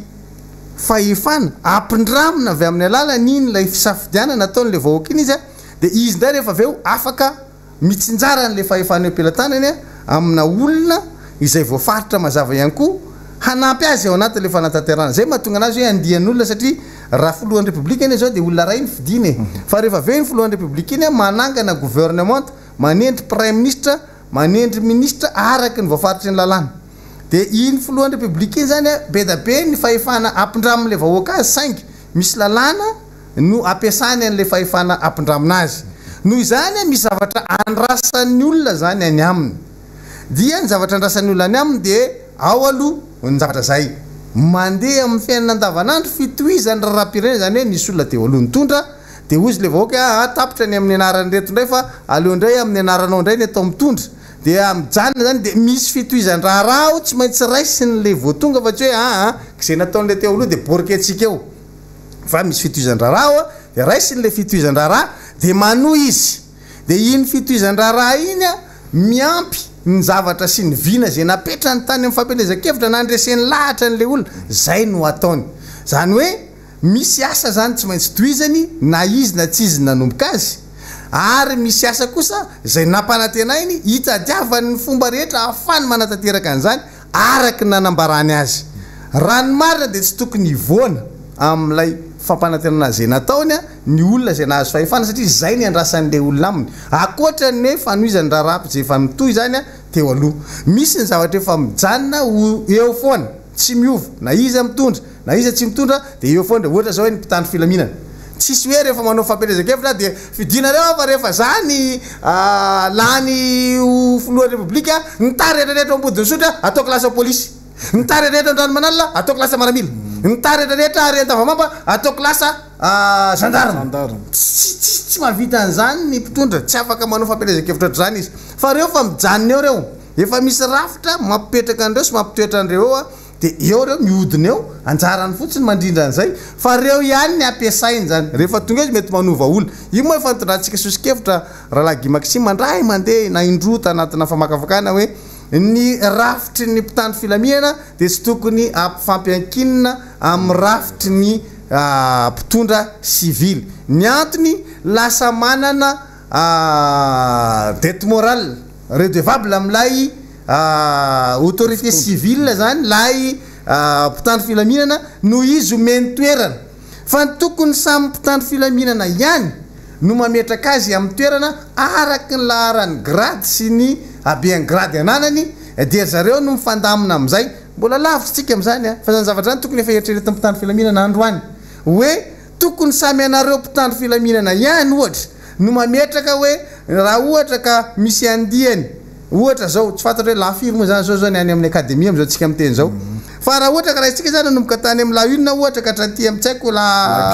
20 tsy haiko fa mahetsika la 19 nge zao ry général Wilson reny de ny taoriana reny efa tsiro fa misy be da be ohatra hoe la mety efa misy la 24 na ohatran'izany de reo nefa zany a samy teo tonga amina toerana avokoa samy teo chef de corps ohatra samy teo commande ambonin'ny zandary samy teo semgam semandra moa zao sahinana ndray moa ny anaran'le izy ohatran'izay ohatra novana zay le izy de samy ohatran'izay zany le izy samy teo tonga amina toerana anankiray zay mahaizy azy zany reo nefa itsika ty amin'ny atao hoe fanjakana civil fahefana civily no mandrindra an'ireo olo reo nefa tokony ilamina ho azy ao aminy hoe raha ohatra ka la 19 ohatra zany teneniko ny chef de corps ohatra am'ty taony ty de mety hoe isaky ny roa taona miova dikan'izay ny la 20 zany voadingany na mety hoe la 21 ndray ohatra mitsofoka eo na tsy maninona atao isa taona io de miala ny la 19 de miditra ny la 20 de miala ny la 20 de miditra ny la 21 de tsy haiko mana tokony antaminana an'izany ny mpitandro filaminana mba hahatonga an'le izy lasa bogospel raha mity nety volo réformage eritreretiny de le ao anatin'le izy zany a zay tiako tenena zay hoe tokony hitoetra ao anatin'izay le rafitra efa misy fa mazana rehefa mahazo fahefantsika de atsika daholo fahefana rehetrarehetra ka na zavatra tokony andeha ho azy ary ataotsika amin'ny fitiavatsika azy ataotsika rangasy zany le izy de zay zavatra zay le hita hoe mahatonga an'le firenena ny mihisatra satria tsika tsy mahatsapa hoe inona moa zany mission ko rehefa nomen'olona na le fahefana nampindramina na le fahefana de inona tokony ataoko eo io zany raha ohatra ny hoe mpihira miakatra tsihatra de misy mpihira malaza ohatra aka ohatra zany tamin'ny andro folaka lakilena laza ohatra de nisy any mananiona laza sy ny tsy haiko de rehefa ohatra ka malaza amin'iny hira iny ianao de rehefa ampiarana tsihatra artiste maromaro ny tonga eo de tokony ataonao le hira mampalaza anao de lasa anao mandeha fa ny mahazatra ny artiste gasy rehefa ohatra ka akarina izy ka misy artiste folo itiry ty hira vaovao mihitsy ty fa androany mihitsy ty vo atao anareo tsisy mitady anao amin'ny hira vaovao ke eo e fa le mampalaza anao atao de ndana mandeha zay fotsiny zay ohatra zay mihitsy ataon'ny mpitondry ato amitsika rehefa mahazo fahefana mitady zavatra tsy mampalaza anazy izy le mampalaza anazy nge tadiavan'olona zany hoe le nampianatyanay ny tany anatin'le fampelezakevitra de rehefa vitany iny mipah izy zay fotsiny fa tsy mitady zavatra akoatran'zay fa isika rehefa tonga eo am'fitondrano tonga le virus tonga am'le resaka latabatra sy seza ny resantsika teo hoe raha mahay miteny reo seza sy latabatra reo de mananatra mpitondra zay tonga ao anatin'ny lapange hoe betabe zay nandaly teto amiko teto zay fa zaozao avy ny fahaditsona nataony aza mamerina an'izany nareo saingreo moa latabatra sisa tsy miteny tazomy miteny omeny de zay le mahatonga an'le izy hoe raha ohatra ka tsy jabahany manam-pahefana civily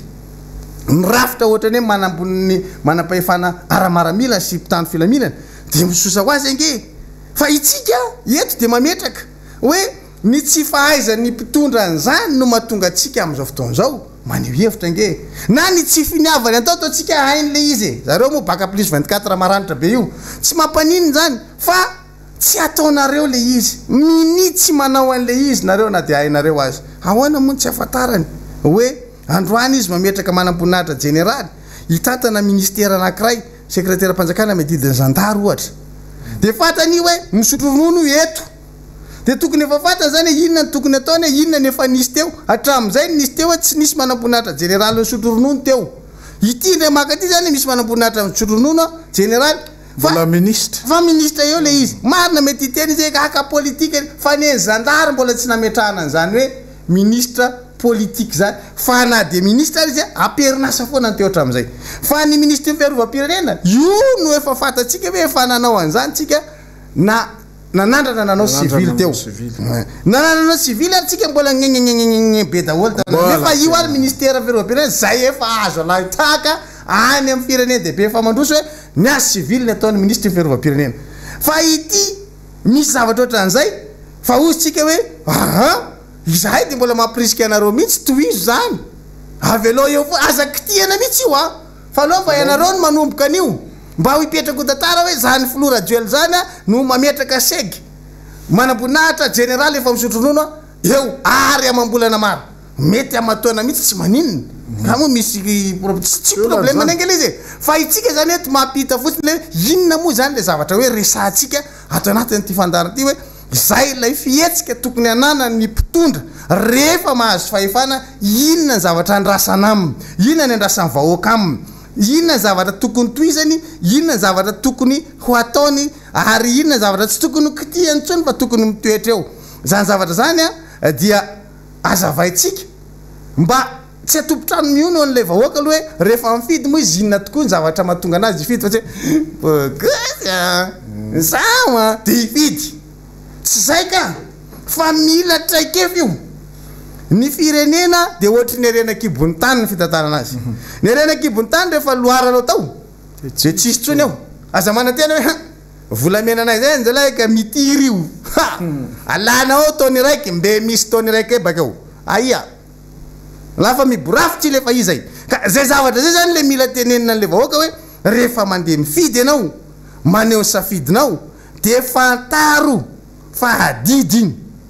ary tsy adidy fe hadidy fa tena iankina ny aim-pirenena ka raha diso amin'iny ianao de le aim-pirenena mihitsy ny eny diso e androantsika roa taona ty aorina na tonga n'zany andro rajoely zany eo amin'ny toerana mafolohan'ny repoblika roa taona mikaiky daholo nretrarehetra hoe tena mamay be izy zany tena hoe tsy zaky ty ny vary a io mitranga ny zavatra rehetra ny valana retina tena tsisy zavatra tsy miakatra saroko ny filohan'ny repoblika tsy maintsy midina 500 teniny zany tsisy zavatra tsy miakatra eo amin'ny vidim-piainana mampalahelo anao ny mieritreritra hoe mba mandinika an'izany any ianao hoe tena misy olona tena hoe ny sakafo androany de tena hoe tsotrofona mihitsy vao misakafo no anina andrano tadavina raha anatin'iny le andro anankiray zany nefa ianao ary mahita hoe 4 mimanao alefalefa ria tanina renina sy rianalakely ary mbola misakafo re misakafo e tsy afaka iteny ako kotsy tsy misakafo re 4 amsareo misakafo reo satria maniny mahazo ronjato isaka fiara sotran'zany de mahita sakafo izy mety kely ny mahita izy fatrany fa izy misakafo fa tena misy olona tena tsy eritreretinao mihitsy hoe olona normal tsara misy ary tena hoe olona fonctionnaire tena hoe miasa fa tena tsy mahavita n'ilay ray volana ilay karama de tena tsotsofona ao anatin'le ny ofatrano ny rehetrarehetra tsy mahazo marary am'izao tsika mite fa etsekilan'zay nefa le mpitondra tena tsy misy enatra tsy misy tahotra kadiakany iny andehanan'le fiara andehanan'le filoha kadiaka na ohatriny zaranga mienatra raha ohatra ka hoe hitaingina anatin'iny hoe za pro filohan'ny repoblika le vahoaka andehanako tena mitrongo vohomana tena sahirana tena reny menimenina reny hoe ary ny olona ny aortany a nefa io fitadiavany a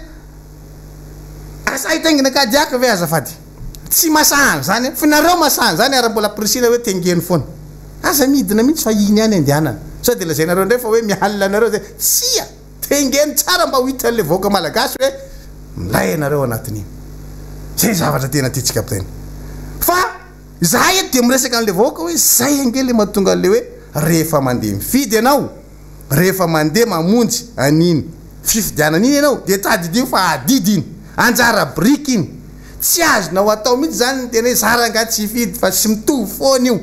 tsy ho tonga mihitsy ny fanovana raha tsy mitsangana ny vitsenisa zay tadidio zay anatra nataon'ny pasteur anankiray tamiko zany hoe fidèle ny vitsenisa foana no mitondra ny fanovana filohan'ny FJKM am'izao fotoana zao pasteur ami ary tena mitombony zany fa ny vitsenisa no mitondra ny fanovana aza mieritreritra mihitsy ianao hoe karaha tsy efa maro be mihitsy ny matsapa ny zavatra tena ny delina kely zay zay vao tonga eto Madagasikara ny fanovana tsia ozy izy ny mpampianatra tena anglisy anay tao amin'ny Eli Mister I think big but I start small zany hoe nieritreritra ohatra zany mitovy amin'ny lanitra io mihitsy nofinofiny fa manomboka amina briqueray izy raha anao trano reny trano ngeza be hitatsika mijoalajoala reny ene raha tsy ny teknôlôjia taty arina fa raha mbola trano briky io de manomboka amina briqueray apetraka e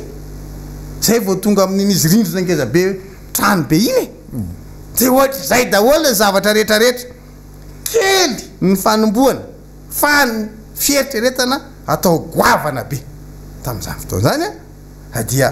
niraisina zany lesona zany ary tena nananarana ny vatana mihitsy hoe marina zany teniny ty mpampianatra ty zany zay mampampianatra amin'ny mpampianatra mampita teny indray mandeha aminao izy fa hoentinao mandra-pantitra anao zavatra nampianariny anao de zay zavatra zay le tiako tenenina hoe rehefa mieritreritra tsika de atao goavana ny vina zany fa ny fanatanterahana azy de atomboy amin'ny kely indrindra fa tsy hoe ohatra niny eritreritra de anao mitsambikitsambikina amizay raha avy eo ametraka kely eto ametraka kely ary ametraka ary tsisy zavatra andeha mihitsy eo raha ohatra ka tsy atomboka ao am'le kely eto ianao manomboka e de lasa iny tsikelikely tonga reny rehefa avy eo ka adidinao zany ny mananatra ny tenanao hoe za manana didy amin'ny fiarahamonina manana didy amin'ny fireneko ny fandehanako mifidy de farak'izay kely amin'ny adidy fa za de mieritreritra fa Madagasikara iovandray andro any noho izany ty anjara briko ty de isan'ny fanomboana an'izany ho an'ny fivoarany ty fireneny ty zahay matsapa zay atao Miara-Manonja mety misy ny teny inona ny tiandralahy reo atao reo ve te hanonga-panjakana reo ve te hanao an'izay fa zahay mieritreritra zavatra ngeza be ho an'ny Madagasikara fa atomboka eto atomboka eto amin'ity Miara-Manonja ty ny fampiresahana aminareo vahoaka ny fampiresahana aminareo mpiray-tanindrazana inona ny tsara ho fantatrareo atsika manomboka manao an'izany hoe manamotsipotsitra ny zavatra tsy mety midenonse zany ny zavatra rehetrarehetra tsy mety ataon'ny mpitondra atsika ne nanomboka azy tamin'ny fahavalo ny volana janoary tsika nanomboka antya zavatra nentsika teto voalohany Golden Gate resaka volamena 73 kilo zay nanomboantsika nyty teto vo nanomboka tsika de pra iny ny lohevitra ngeza be nyvelarina tatao anatin'ny Miara-Manonja fa androany angetsika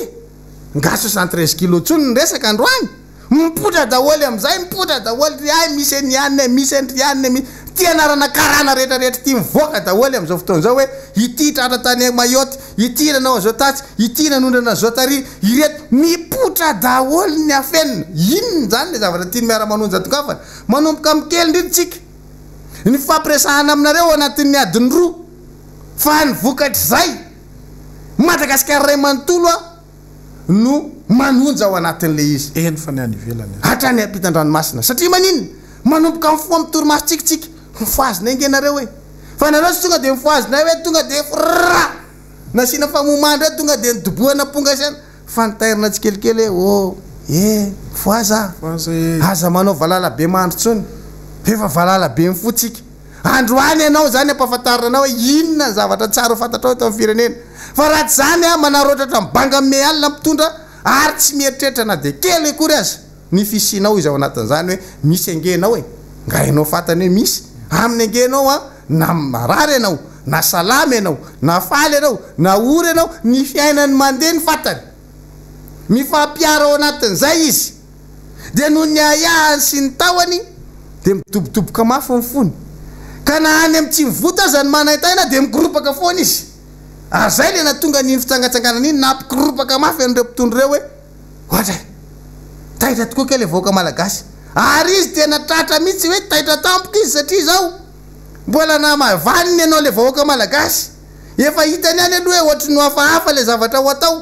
hoe ahoany ty fitsangatsanganany ty fa rehefa aveo mbola na maivaniny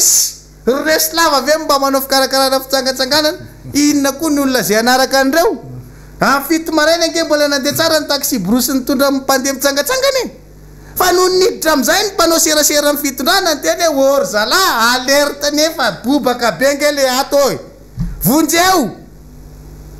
tonga amin'ny irany tsiliva vonjeo nareo zalahy e fa olo ato maro biby ia mahery loha zaignanao eny le izy satria nareo tenenina foana fa anarina foana hoe io olona io angeka efa tsy 6% zany tsony e io olona io angeka efa nakaty amin'ny fanoherana mitovy langage aminay e taitra tampoka am'izay hoe inona tokoa ny atao bahany lalana ataovy ry nandrovo ty de hita mibaribary ny fahatairanareo iny le teneniko hoe dobodoboka be mifonareo avy ety amin'ny akavia maka ety amin'ny akavanana kitokita taitra tampoka nareo tsy voafehinareo tsony daholo le zavatra ataonareo de inonareo fa mipatitaka tanteraka anatin'ny adiny efatra ny amboteiazy teto amin'ny tanàna Antananarivo ty zay nareo zay zany hoe nareo de tsy manaiky mihitsy fa misy fahalemena any aminareo any mbola tsy kivo zay nge taitra nge miajy tairina fotsiny nareo tamin'iny de koropaka de hita io nareo fa mikoropaka ay marefo keliky nareo koropaka nareo olona tsy mandeha anao inona anareo de fa mampivarahotsana anareo ary mahatonga anareo anaonao foana de etsika zany de miteny ary mbola mananatra indray fa ianareo dia anao ny fahadisoana nataon'ny mpitondra rehetra teo aloha raha tsy mitandrina ary zay mahatonga anay nanaitra ny ray aman-dreny am-panahy hoe aleo zay miresaka aminareo fireto mpitondra reto ake ka anao ny nataony teo aloha raha ohatra ka tsy miteny anareo ray aman-dreny am-panahy amialoha zahay satria ianareo no autorité morale eto amin'ny tany sy ny firenena ary manana anjara briky-ngeza be koa amin'ity firenena ity fa hampafantatra anareo zahay fa raha tsy mitandry ny reto mpitondra reto dia amerina fahadisoana nataony mpitondra teo aloha rehetra zay fantany zany hoe noho ny fitiavana fahefana sy ny fitazomana fahefana dia manao ny tsy fanao fa zay nanao ny tsy fanao rehetra tamin'ny mpitondra teo aloha tsisy tavela teo amin'ny fahefana ike miala daholo ike ka zay zavatra zay le mahatonga atsika zany hoe ny atsika satria tsika tsy olona mirary nyity firenena ty korotana tamin'ireny fotoana ireny nanomezana tsy ny ray aman-dreny am-panahy dia hoe efa mikorotana zay mikorotana zay ny ray aman-dreny am-panahy vao mitsofoka ao anatin'le lalao lasa tsy voahaja zay maha autorité morale la zay itsika tsy zany tsika tsy mametraka ny sarety any alohan'ny omby ajaitsika reo amin'ny maha autorité morale azy dia zao hoe ampafantarinay foana aloha nareo fa manonja ny raharam-pirenena ampafantarinay nareo fa misy zavatra tsy milamy mety amin'ity tany sy fanjakany ity ary ataonay antsoratra zany efa any le mémoan'le izy fa amin'ny fotoana anaovana ny fionana dia omenay andreo ray aman-dreny am-piangonana ataonay 5 exemplaire ray any fohy be ny FFKM efatra n'izy mpitarika ny FFKM 5 exemplaire io satria maninona zay tsy te hanandratsy zay tsy te ho dison'ny tantara ary zay mahatonga anay miteny hoe zahay nge tsy mitsolatsolana makany amin'le mpitondra hoe avoketo ny ratsyn'le mpitondra irairaina eto le mpitondra fa tsy mahay mitantana irairaina eto le mpitondra fa ohatra zao satry zao satry nefa rehefa aveo zay a misolitry ozy ny any amin'ny faritra zay misolitry mandeha ambadiky mandeha aminazy ery koa zay mikoragna o karagory mareo mpitondra ato zay ty koa navy tsy zay zahay fa zahay zany a miteny eto dia apetraka i voalohany hoe zahay tsy mifampiraraha aminareo ary tsy maniraka an'izany ary tsy naniraka an'izany hifampiraraha aminareo fa ianareo amin'ny toerana misy anareo zahay ety amin'ny toeranay amin'ny fanoerana mazava tsara mihitsy dia manao ny dingana rehetra ataonay amin'ny mampanohitra anay zahay nareo amin'ny toeranareo eo any a zay koa ty amin'izay zahay tsy andeha hoany aminareo mihitsy ary zay tsy angataka aminareo hoe andao tsy hiara hitata satria zay moko namezana tsy ny fanoerana tamin'ny fotoanandro rehefa nyteny hoe avoay ny mangarahara mikasika ny vola azo avy any ivelany amin'ny raharahan'ny covid-19 dia ozy mpitondra tamin'izany fotoana hoe te hiara hitatana an'le vola tsia nanaitra anareo zay hoe ataovy mangarahara satria viditsika lafo ny tsy fanaovanareo le mangarahara vola izy ake manomboka mivoaka any am'izao fotoana zao ny fanaovanareo mafisofina tamin'ireny tenen'ny mpanohitra ireny dia vidinareo lafo am'izao amin'ny mpiaramompinatiko amintsika satria tsy vitanareo nke le tatitra misy vola tsy voazavanareo nke ary miandry anareo mitahiry-bola irasam-pirenena mikasika an'izany miandry anareo ny banky irasam-pirenena mikasika an'izany fa ny anjaranay dia ity miteny anareo zay tamin'ireny fotoana ireny ka sao dia hoe mieritreritra nareo fa rehefa hoe manao miara-manonja mampiakatra amin'ny feo mamoka ny zavatra rehetra tsy mety ataon'ny mpitondra dia te hiara hitatana ny dika an'izany azafady tsy maiky amin'izany zay ka tsy maiky amin'izany mihitsy tsy zay ny mahamaiky fa mazava tsara le firenena tsy anareo rery tsy tiany ty firenena tya hiakarapoka ny anaty lavaka tsony zay satria efa hita hoe ratsy ny zavatra nitranga teo aloha noho ny tsy fahaizan'ny mpitondra mametraka an'izany a fitantanana an'izany araka ny tokony izy dia adidinay no tsy mijery arina tava adidinay no tsy mitsangapotsiny manoloana ny zavatra tsy mety eto amin'ny firenena fa mandray andraikitra ka ny fandraisanay andraikitra tsy midika hoe mioseza foana vo afaka mandray andraikitra io manko taloha tenenina foana tsy voatery ao anaty fanjakana nge vo afaka mitondra manao fampandrosoana sy mampandroso ny firenena zay na mpitondra matetika amin'ny tenenina fa tsy te ame toerana anao izy rahalahy gimaksima tsy voatery ao anaty fanjakana nge rahalahy vo afaka manao fampandroso tadidy foana ianao atsony ianao a ok fampiantsitsika nefa tsy ame toerana anao izy amin'iny dia lazay fa tsy voatery anaty fanjakana ianao vo afaka manao fampandrosoana fa itsika manam-pirofo an'izany androany tsy voatery ao anatin'ny rafim-panjakana zay dia afaka manao fampandrosoana ary tsy mitady an'izany akoriny ka sao dia zay ny ataonareo karazana famendrifendrona any amin'ny sisiny any hoe reo nge hitady toerana azafady zahay na iresaka aminareo areo tsy ataonay satria ny antony dia tsotra maharary anay loatra ny nataonareo tamin'ny sabotsy lasa teo nampandehananareo tongotra andreo ray aman-dreny fotsy volo amin'ny tany 70 taona mahery tsy zakanay zany